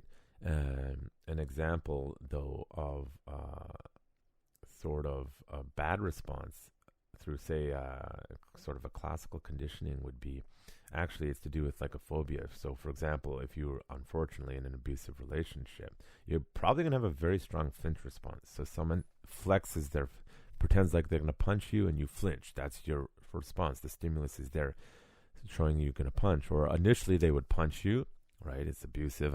Do not do this. It's just an example related to training responses, self-defense, and having to undo it, phobias, right? They punch you, there's the stimulus, then you start to flinch, then they just flinch themselves, you cover up as a response. You've learned the behavior, right? Now, you need to work through the learning process, right? The 4 stages that I talked about: unconscious incompetence, conscious incompetence, conscientious, screwed it up already. 1, unconscious incompetence. 2, conscious incompetence. 3, conscious competence. And 4, unconscious competence. You have to use sort of that 10,000 hour rule through 10,000 efficient training hours to build through those learning stages. So that's where you can use operant or classical conditioning, but if it's not effective in getting the desired results through some measurable means, then you're going to be very slow to move through those 4 stages of competence. And it's important to understand because the faster you can get through those stages, the faster your action and reaction will be. If you're in a particular skill set in stage 4 unconscious competence, then you will have a much faster reaction time. That's the difference between mastery and expertise and novice and advanced novice, etc. You're farther down the learning skill, right? So, for example, my white belts, you're learning exabelt curriculum. They are probably a conscious incompetence or conscious competent, maybe by the time they get to their yellow.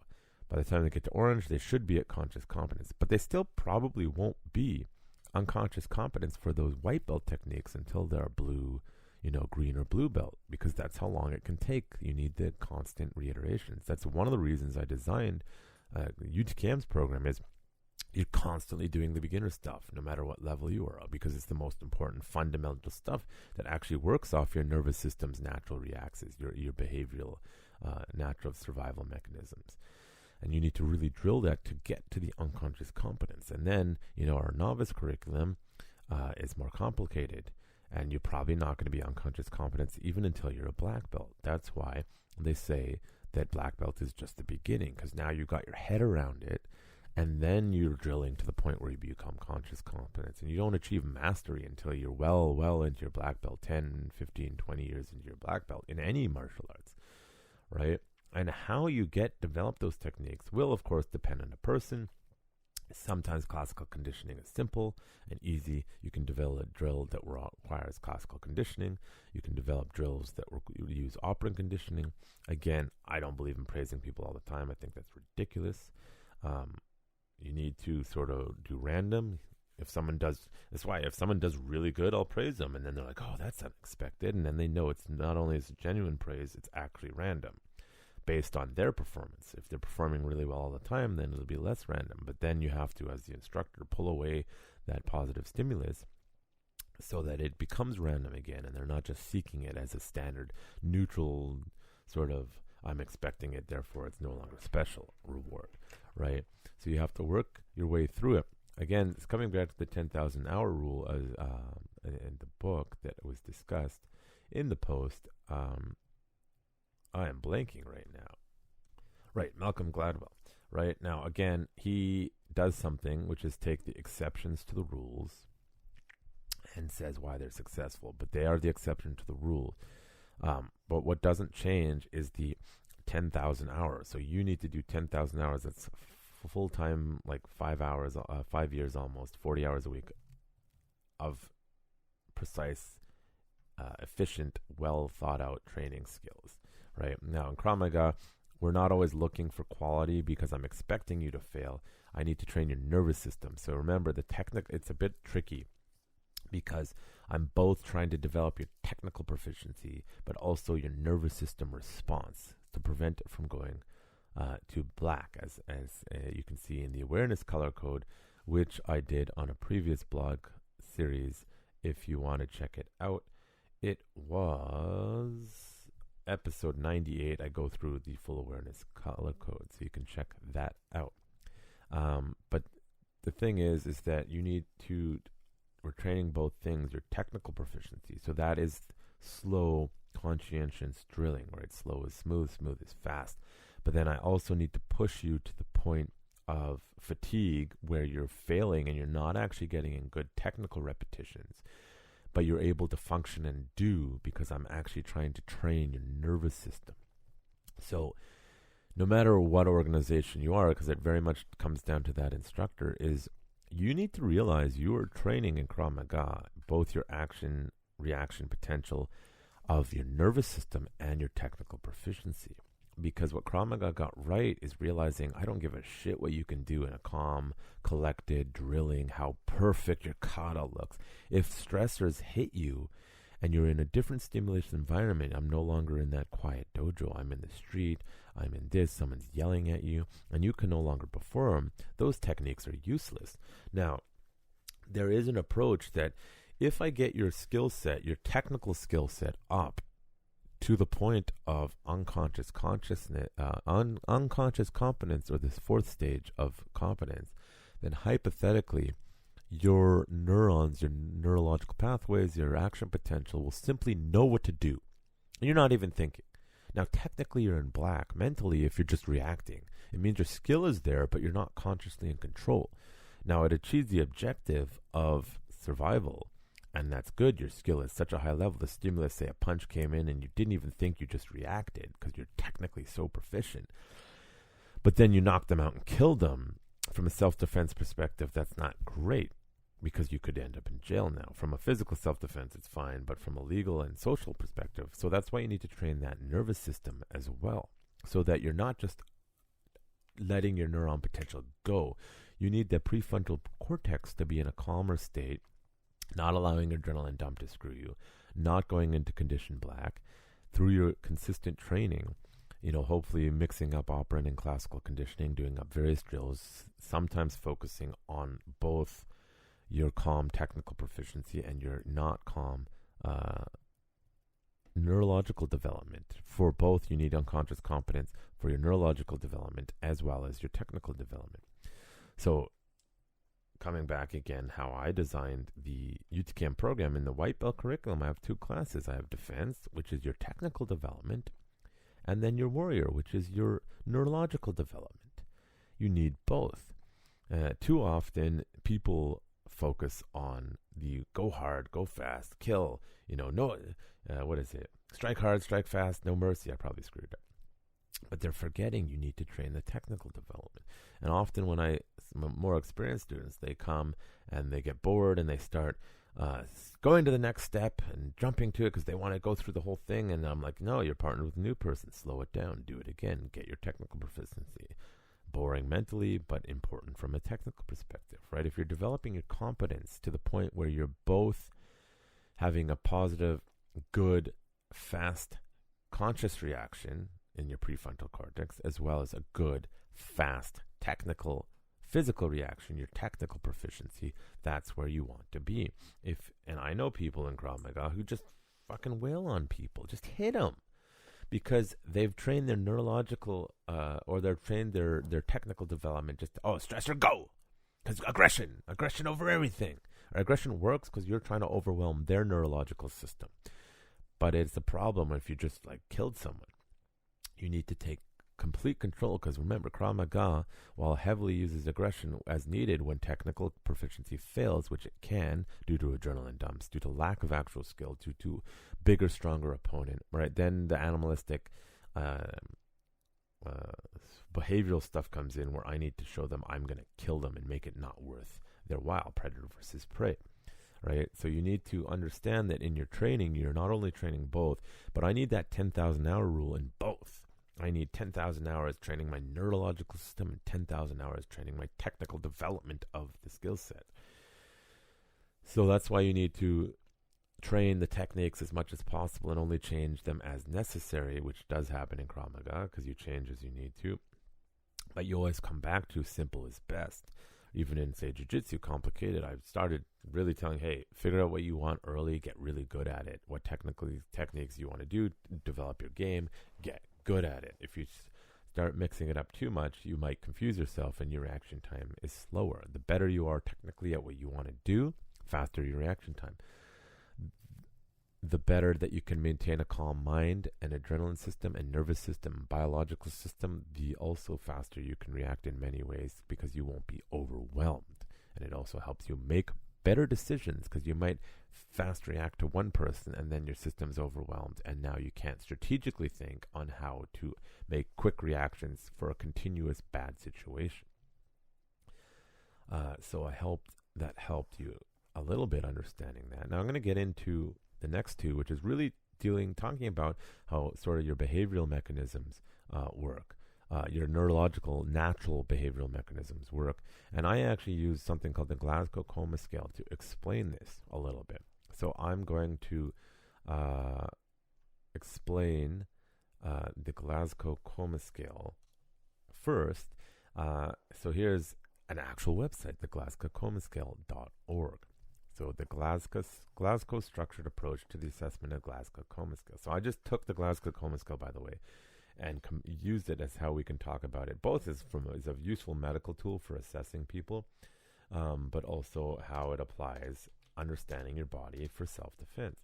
So the Glasgow Coma Scale provides a practical method for assessment impairment of conscience level in response to defined stimuli. There's that word again. Quote, the Glasgow Coma Scale is an integral part of clinical practice and research across the world. The experience gained since it was first described in 1974 has advanced the assessment scale through the development of modern structure approach with improved accuracy, reliability, and communications in its use. Sir Graham Tesdale, Emeritus Professor of Neurosurgery at University of Glasgow.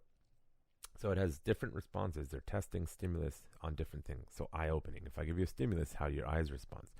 Is it spontaneous, or to sound, to pressure, or none? Verbal response. Oriented. Are you confused? Words, sounds, or none? So that eye-opening, right? 4, spontaneous.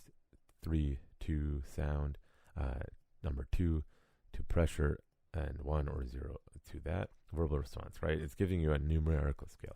And anyways, then motor response. Obey commands, and then localizing, then normal flexion, then abnormal flexion, then extension, then none. So in my examples, I'm using the motor responses as a main example, right? And you sort of, these are descending order, right? The higher number is given to your top one, and then of course you add up the numbers, and a high number means you're very alert and aware, and a low number means you're falling to your base neurological responses, and if you have no response, then there's neurological damage, right? And then sort of how to record, right? Do it this way. The modern structured approach to the assessment of the Glasgow Coma Scale improves accuracy, reliable, and communication. Read instructions below, right? So obviously I'm not going to get into it. If you go to the link, you can see in deep depth how it really works, right? Identify any of the factors that might interfere with your assessment. Observe the spontaneous behaviors in any of the 3 compounds of the GCS. Stimulate, verbal and physical stimulate will be needed in the patient without spontaneous behavior. And rate, judge, observe, response against that. So again, if you want to learn more, you just click on the links. They have in-depth on this website of how to use this for medical assessment, but it does actually give you a decent idea on how to use this. And I am also going to put a link in the show notes of a video doing also a job explaining this, so you can get a better idea. Again, it's for medical application and assessing a patient's neurological system, but I'm using the explanation, using this as a comparison of how it applies to our training and our nervous system and learning and action versus reaction. So here is part 3 of Reflexes Krav Maga, specifically dealing with the withdrawing from a stimulus. The nervous system, reflexes, and Krav Maga, part 3, withdrawing from stimulus. This is the 3rd part in another series about connecting the system of Krav Maga to your nervous system and day-to-day life, specifically your nervous system and your reactions. See part 1, part 2, and the previous series on awareness color code, the nervous system, and mental health. Now that you have an idea of how the body and brain work and how basic skill development function, let's start connecting these ideas to the nervous system for maximum efficiency. One of the basic principles of Krav Maga is to work with the body's natural reactions as much as possible.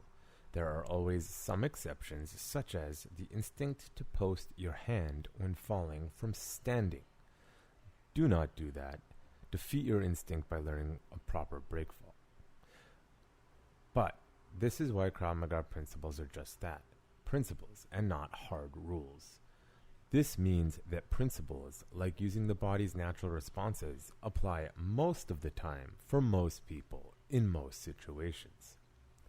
I would like to connect this Krav Maga principle, as well as training and self-defense strategy, to a concept from the medical field known as the Glasgow Coma Scale. The Glasgow Coma Scale, GCS, is a simple way to assess the state of a person's brain and nervous system following a traumatic incident. With a few simple tests, it assigns points based on eye movement, verbal response, and motor response. Depending on your overall medical professional score, medical professionals are able to establish if you are faking it to get out of work or if you need to be rushed for immediate life-saving surgery. If, for example, you fake slipping on a banana peel at work, pretending you hit your head hard, you better know the scoring system so you can accurately act your way to some nice benefits. I know someone who did this and actually got away with it. Obviously, you shouldn't do this because it's fraud, and if you get caught, you may end up with a low GCS score after you have a bad run-in with your cellmate, Big Bubba in prison. Okay, so how does a medical neurological test relate to your body and your training? In case it wasn't immediately obvious, the connecting factor is your nervous system.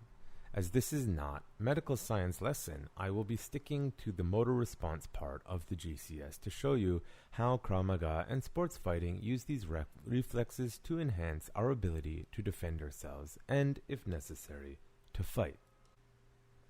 The motor response scale is established by testing the patient as follows. 1. Obeys commands for 2-part movement, 6 points. 2. Purposeful movement in response to painful stimulus above clavicle, 5 points. 3. Withdraws and bends arm at elbow rapidly in response to pain, 4 points. 4. Abnormal elbow flexion in response to pain. Decorative posturing, 3. 5. Elbow extension in response to pain. Decelerate posturing, 2 points. 6. No response, 1 point. This means if you can move your body as per 2-part commands given to you, that's right, it's 6 points for Gryffindor. Of course, if you are that guy who faked a banana peel, then you would want to fake it around 5 to 3 points response, which would of course be awarded to Slytherin. Number 2. Response would be trying to get the thing causing pain, usually tested by applying a trapezial pinch to get it to stop. By pushing it away, this is usually not a severe reaction, as a person is still relatively calm. Though if it was an X coming up behind you to jab you in the ribs, you may not remain calm. In a more practical comparison, in a training or combative perspective, think of this like someone to set up their grips in judo, BJJ, wrestling. As they go for it, you adjust and attempt to grip fight so they cannot continue. Number 3. Is where you pull away from the pain stimulus in an attempt not to have it again, or to further damage. From a self-defense and strategic perspective, this would indicate you're probably in mental code orange and or are implementing a strategy of avoidance. Though the GCS refers to the literal response to actual physical stimulus, for the purpose of this comparison, I am making it a little broader, in the sense of what would your nervous system and what would you do as a response to a perceived or real threat, be it painful, potential pain, or literal pain. At this stage, you're probably still able to make very conscious strategic decisions about what to do, and you still have your wits about you. Perhaps you saw that X coming and you ran away from the emotional pain as a response. Or it is a velociraptor and you run knowing your friend who didn't listen to you about their weight cardio gets eaten first as you sacrifice them for the greater good of your survival. Referential joke from previous post. Or the response could be more literal. As you are getting hit or in the process of getting hit, your movement response kicks in and you shift away just enough not to take the full impact of the blow so you can move and counter. This example starts to work in the training methodology. If your combat skills are sufficient due to training and you find yourself in a conscious competence or unconscious competence stage, you will start to use footwork and head movement to avoid strikes so that you can either run to safety or start to impose your will. This indicates that similar to the GCS, the individual's nervous system is in a state in which it can still reasonably function both operationally and strategically. Though you are clearly in color code red, due to the training and effort, your nervous system is not overwhelmed and you can comfortably or reasonably think and execute your training and techniques without things sliding down the scale. Of course, many of you may have seen professional competitions or street fights where the skill and physical capabilities of a particular fighter are considerably better than their opponent, and that fighter is able to dance around the attacks of the other, avoiding most of the potential hits and rolling away from others that do land. If you are on the other end of this situation, you will increasingly feel more and more helpless as your nervous system slips to the lower levels of the GCS, though you are still very much conscious. Your nervous system and body are starting to panic and move down the scale of operations in order to increase your very survival. This again may very well be a situation where you wish it was a velociraptor, as that way a cooler way to go out than that being made a fool of in a fight you clearly shouldn't have been in the first place. This is why good training, regardless of style, doesn't just train you to go forward offensively like a meathead, though it is very much necessary, as the next post will explain. As, if you are able to, you should practice proper avoidance in both technique and strategy so that you always come out on top. By working with this natural nervous system mechanism, you can hone it through things like footwork drills, head movement drills, and keeping your body in shape so that you can reasonably execute your plan should you ever need it. Of course, that is until you run into a Mike Tyson-looking mother, at which point you are reminded of his famous quote, "Everybody has a plan until they get punched in the face." You learn this through experience, as they are continuously resetting your ability to execute the Pafa OODA loop over and over and over, like some kind of torturous Doctor Strange time loop. At which point you may actually be experiencing some kind of out-of-body situation just so you can mentally survive. This is probably what is happening if it's that X in the situation, because let's be honest, it's probably akin to being pummeled by Mike Tyson repeatedly until you are begging for mercy, at which point you hope the velociraptor comes and kills you both. If you find yourself in this situation, then you better hope your brain and nervous system are operating correctly, that you've maintained your body and your training and strategy kicks in, because now, if you are in the street, you have very quickly moved from fight to self-defense. Now your plan is out the window and your own nervous system is changing gears into a more serious survival response. But that, of course, is for the next post, written by Jonathan Fader. For training online, visit www.utkmu.com. If you're in the Metro Vancouver area, come learn with us in person. Sign up at www.urbantacticskm.com. Click support this blog or at the support us page to support this blog and podcast. Okay, so you can see how that connects back to the other topics and the other things connected to it.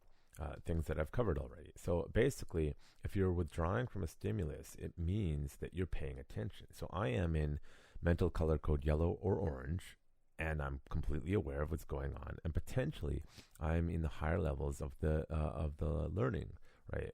Unconscious competence or conscious competence, right? And I'm assessing, and I'm not overwhelmed yet. And I'm making decisions. They throw a punch, I step back. Hey, I'm going to give you a chance. Let's de-escalate. You are able to respond quicker, or you see things coming, or maybe time has, quote, slowed down because you see this pattern in your neurons are like, I know what's going on, and you react appropriately. You get out of the way.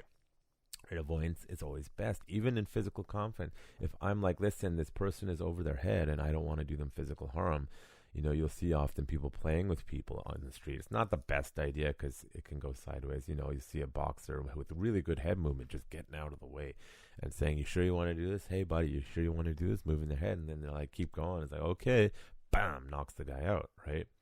So you want to get away.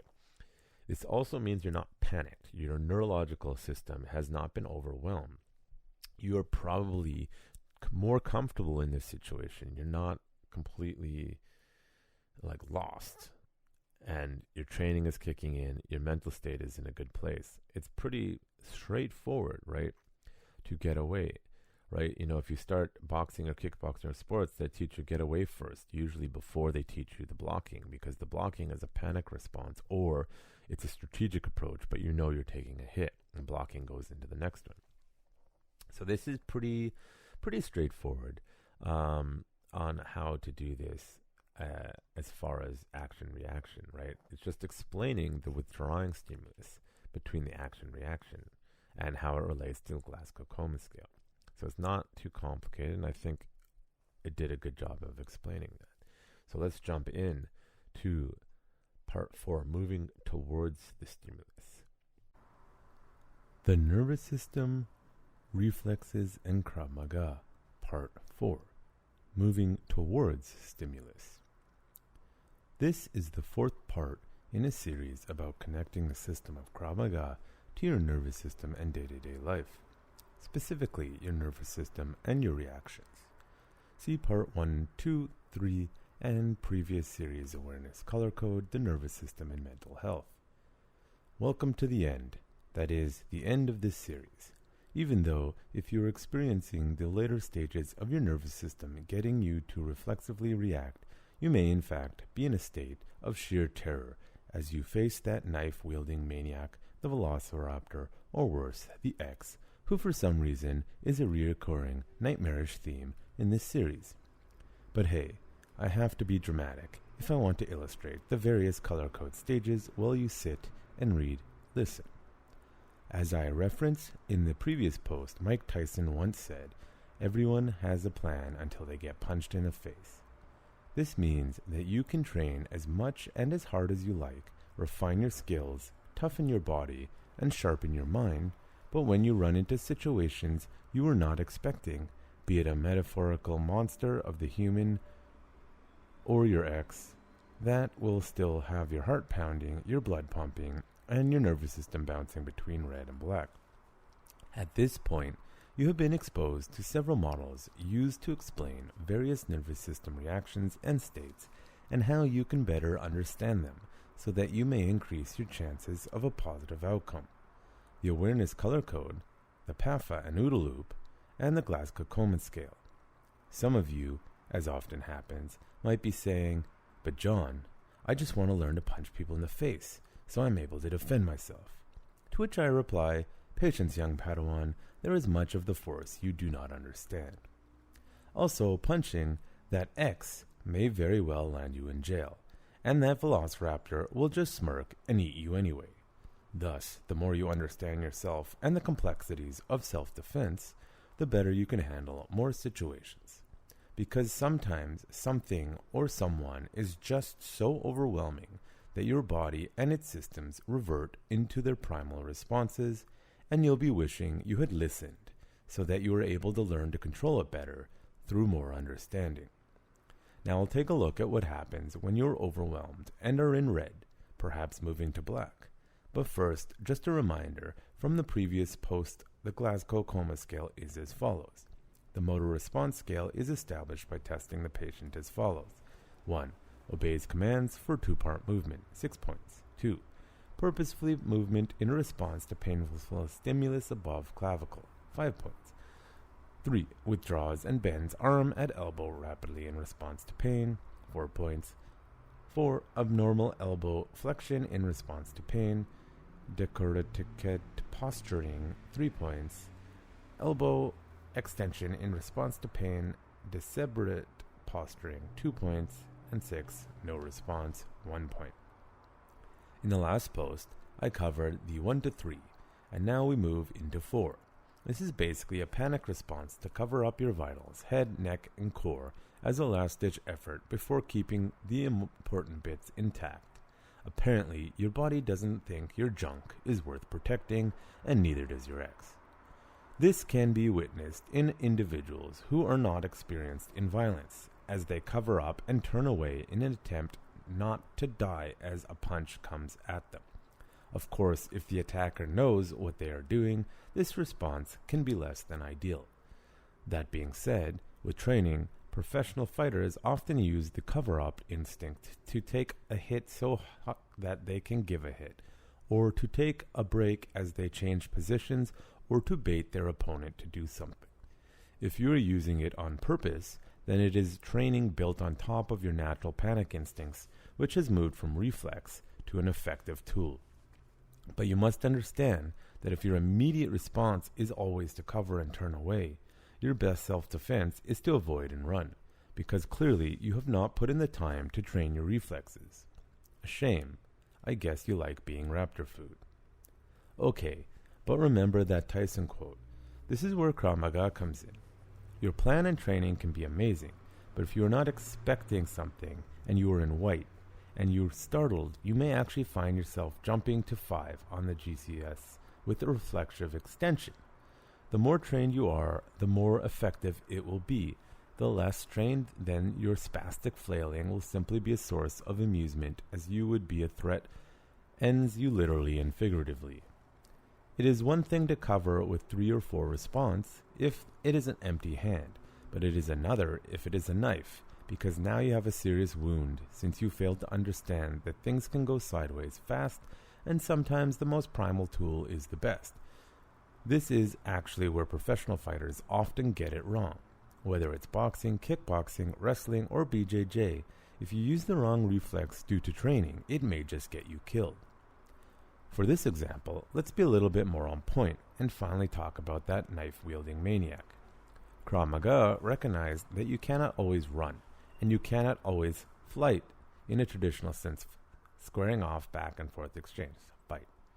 But that if you find yourself at the bottom of your reaction scale, then you must attack forward and with absolute aggression to make the attacker stop long enough to get to safety or to stop them as an overall threat. The Krav Maga 360 defense, or outside defense as some call it, is a perfect example of this panic response.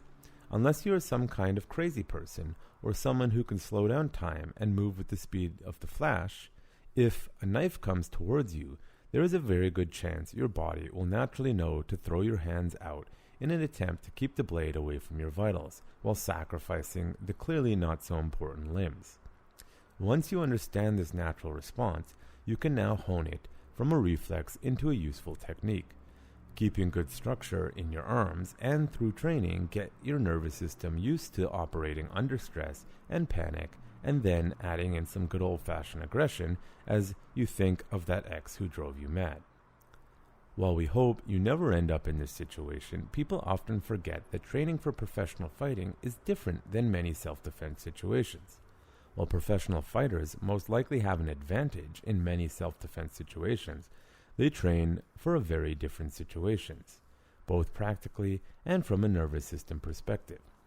How you train will result in how you perform against various stimuli. If you are a Taekwondo, TKD world champion for example, and you always turn sideways to face the opponent, you may find yourself on your ass when a wrestler shoots low and takes you down because you had a bad base for that kind of an attack. The same is true for weapons or self-defense situations. Unless you have achieved true combat mastery, even if you have trained a long time in a style, if your nervous system is indeed panicked, you may still find yourself throwing out your arms, extending towards that weapon, as our nervous systems are designed to do when totally overwhelmed. Though it is likely the design and approach of Krav Maga was more one of observation and trial and error, it often found solutions that were in fact heavily based on naturally occurring reactions, by building techniques and strategies around this. From a technical perspective and a training one, it resulted in what is today one of the best self-defense systems in the world. So if you happen to be confronted by a knife-wielding maniac, the Velociraptor, or your ex, and are applying your 4 stages of self-defense while running through the various color code stages and trying to remember your techniques and how to apply them, remember this: all humans have a head and usually 2 arms and 2 legs, and the basics of how we operate are all the same regardless of style. The more you understand how we humans work, including yourself, the more you will be able to defend yourself and learn to walk in peace in all ways, physically, mentally, and spiritually. Written by Jonathan Fader. For training online, visit www.utkmu.com. If you are in the Metro Vancouver area, come learn with us in person. Sign up at www.urbantacticskm.com. Support this blog by clicking on the Support This Blog link. Okay, so moving towards the stimulus in a traditional sense is I'm flexing outwards. I'm just panicking, right? So the panic response of me like pulling my head back and throwing my arms at the person is actually a bad response for self-defense, but it's a biological mechanism, as in I'm trying to get something. So Krav Maga and a lot of self-defense systems, like say Tony Blair's spear system, takes these natural reflexes and trains them. So we're not trying to fight our deep-rooted, evolved biological responses. We're trying to refine and train them. So take 360, for example. Instead of me just flailing at a knife coming at me and getting my head away and throwing my arms to protect my vitals, I'm creating a good structure with my arm, throwing it towards the threat, creating good body structure and exploding towards them because I understand the nervous system and want to overwhelm them. Right? As the quote said in the system, everyone has a plan till they get punched in the face. It's the idea is that I'm doing a last-ditch effort to overwhelm them so that their nervous system is reset and I can impose my will if I haven't been incapacitated yet. So this is actually what a large percentage of Krav Maga relies on. It's realizing that I can't run. It's failed. I've failed to talk my way out of it, and I need to strike or I'm being panic attacked, right? I'm in stage 4 self-defense. And you also at all points need to be aware of your mental health color code, right? And again, both in the assessment of how the neurons work and the neurological pathways work towards damage, you can assess how well are you working, right? Now, in the case of training, if you're in unconscious competence on both neurological levels and in technical proficiency, then you're intentionally reacting to go forward towards the stimulus because we've taken our neurological systems and we've trained them to do that in a way that is extremely efficient, trying to overwhelm the opponent so that they have a slow reaction time and they're completely overwhelmed and they can't do anything, right? It takes time to get to the point where you can do that. Eventually you get to the point where maybe you're just playing with somebody and all of a sudden, I don't know, something happens and you're just like, oh, they're down already? Really? Because if you're used to training with people who are skilled or know the reflex of how to react, it can create, higher feedback. But when someone doesn't give you those reactions, like, oh shit, it's happening already, right? And this comes back to the training a little bit, the stimulus. So you have to know how to be a good training partner so that we can develop these neurological systems good, so that we're not just giving the incorrect response. I forgot to talk about it earlier, but say, if I know a technique, say 360, I'm bursting in, and the person knows it's going to hurt, they start reflexively responding. So there's a stimulus, right? And they're now reacting to retract right away as a means to not get hurt. Is that good or bad training? Because in real life, a person may stop completely, or they may continue and not even notice. So you have to be aware, and connecting back to how you train, muscle memory can be a double-edged sword for this stuff. You have to remember, I'm trying to work with my nervous system. I'm also trying to technically develop my skills. I'm also trying to get the appropriate neurological, proprioceptive feedback from my training partners so that I can develop the ability to deal with random attack patterns that don't follow a set pattern. An example would be actually from Brazilian Jiu-Jitsu. If your training partners know your game, they know how to react and defend really well. But then you go somewhere else and they have no idea what your game is, and you're catching people all the time because they don't know how to recognize the pattern. Maybe nobody at their gym trains that game, and they don't know how to react to it. So when you're training, you really need to train in a way that you can train your neurological system to react to any stimulus, any attack pattern, and you know the principles of how to respond. So when you're training, you go to a lot of schools, regardless of martial arts, the students know how to react to be a good training partner for that technique so that they can practice that technique. But if you don't also constantly train when things go sideways, so example, my school, defense, you guys should be following the correct patterns so that people can develop technical proficiency and get the correct reaction response developed. But in the warrior class, that's where I'm like, hey, don't care what you do, figure it out. Now we're training the other neurological system is you got to learn to respond now, get a faster action response now. Technique didn't go well, too bad, figure it out, right? Relating to the moving towards, like if you don't know what to do and you can't run, you got to go in, right? So that's from a strategic perspective, action, reaction, right? So let's take 360. I block. They pause. Well, it's a knife. I don't want to get there. I can run. I block, right? And on block burst strike, sorry. Block burst strike. They pause. I can run. Block burst strike. They continue to attack. Well, obviously, I didn't disrupt them enough. I need to go forward. I need to go hard. and I need to do a better job of disrupting, overwhelm them rapidly. And knowing how to do the difference very much becomes either an unconscious competent or it becomes a conscious competent where I need to think in real time, real quick, make that decision. And thinking slows you down. That's why you need to both train your nervous system for action, for fast response times, so that it doesn't get overwhelmed and go to freeze or mental color code black. And I also need to train my technical proficiency to have faster reaction time, so I don't need to think about the actual technique. I can just do. Now, bringing back that example of Krav Maga 360, if I think they're doing an overhead ice pack attack, I go Krav Maga 360, and it's actually a straight line attack. I need to rapidly switch to a vertical sweep. Now, if you're not sure what I'm talking about, you can always go on UTKMU.com, get a month membership, and check out the techniques so it makes more sense. There's even a video on it somewhere.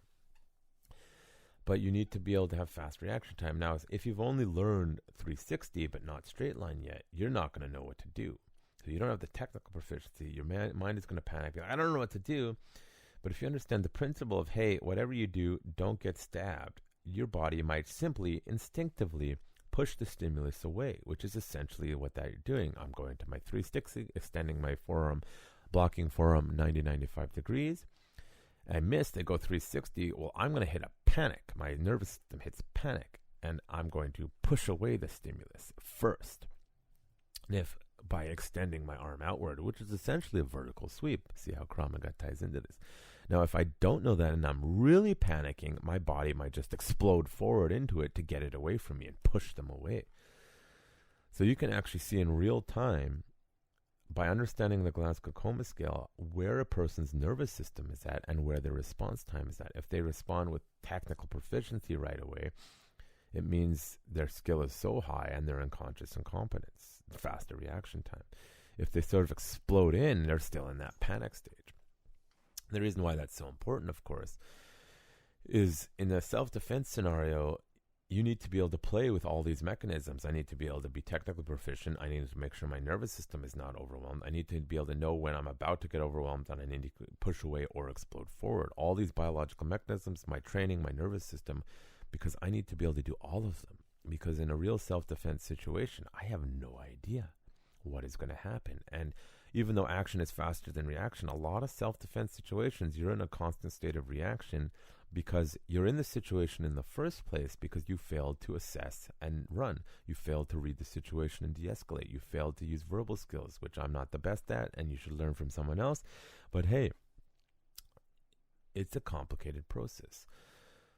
So to sum it up, how you get faster reaction time is by training all your systems. You need to train your technical proficiency. You need to train your muscle groups to get fast twitch, appropriate to the things that you're doing. You also need to have cardio, because if you have cardio, then you can run and you don't have to do that. You need to understand the basic neurological responses so you can work with them and develop good training regimes using classical and operant conditioning and reward systems. Some people, by the way, don't need reward. They just do, because the reward is actually the dopamine rush or the positive neurological chemicals and neurotransmitters that they get. It's an internally motivated person versus other people. A lot of people are externally motivated. I get that ice cream, right? Again, sugar is not good for you. That should not be a reward. But it's just an easy example to do. Bread is bad for you. Processed sugar is bad for you, right? A vegetable is carbohydrate, just so you know. And you need to work with these systems. A good training program will develop all of them. A good training program will help you understand them so that you can teach other people. And a good training program will help you understand your neurological state so you can calm it down. It'll understand that where you need to develop technically, so that the end goal is that you get faster reaction times so you can get better decision making. Now, obviously, again, I'm not a neuroscientist. I'm not going in depth into the neurological aspects of how this works. Again, Andrew Huberman, if you just keep listening to him, will break down these in various forms of how you can better train yourself and how you can get better reaction times whether you're a coach, whether you're training. And this stuff, by the way, actually works towards, as I mentioned at the beginning, mental phobias. If you have PTSD, if you have traumas that aren't PTSD but are still connected to that, if you have anxiety, if you have depression, by the way, lots of students who train self-defense have all these issues which they can be worked on when you understand how your nervous system works and you learn to have a faster reaction internally, mental dialogue with yourself so that, hey, I'm getting overwhelmed, I need to calm down. It's all connected. What you can learn from self-defense and martial arts, action versus reaction training, understanding the nervous system consciously and unconsciously, understanding how it works, understanding how you can train it, all will give you better responses and faster responses in your training and in your day-to-day life. Because remember, self-defense is not just physical. So I hope this helped you understand action versus reaction and training methodology and how to play with that a little better. So thank you for listening. And again, please like this podcast, click like and subscribe on whatever streaming service you're using to listen to it. And of course, if you want to support us, you can go to UTKMblog.com, hit support us, or any of the other options mentioned at the beginning. Urban Tactics KM. Follow us on Instagram, Urban Tactics Krav Maga, Twitter, Urban Tactics KM, Facebook, Urban Tactics Krav Maga, and of course the blog, UTKMblog.com. Or you can go learn from us online, UTKMU.com. Thanks for listening, and I hope this was helpful.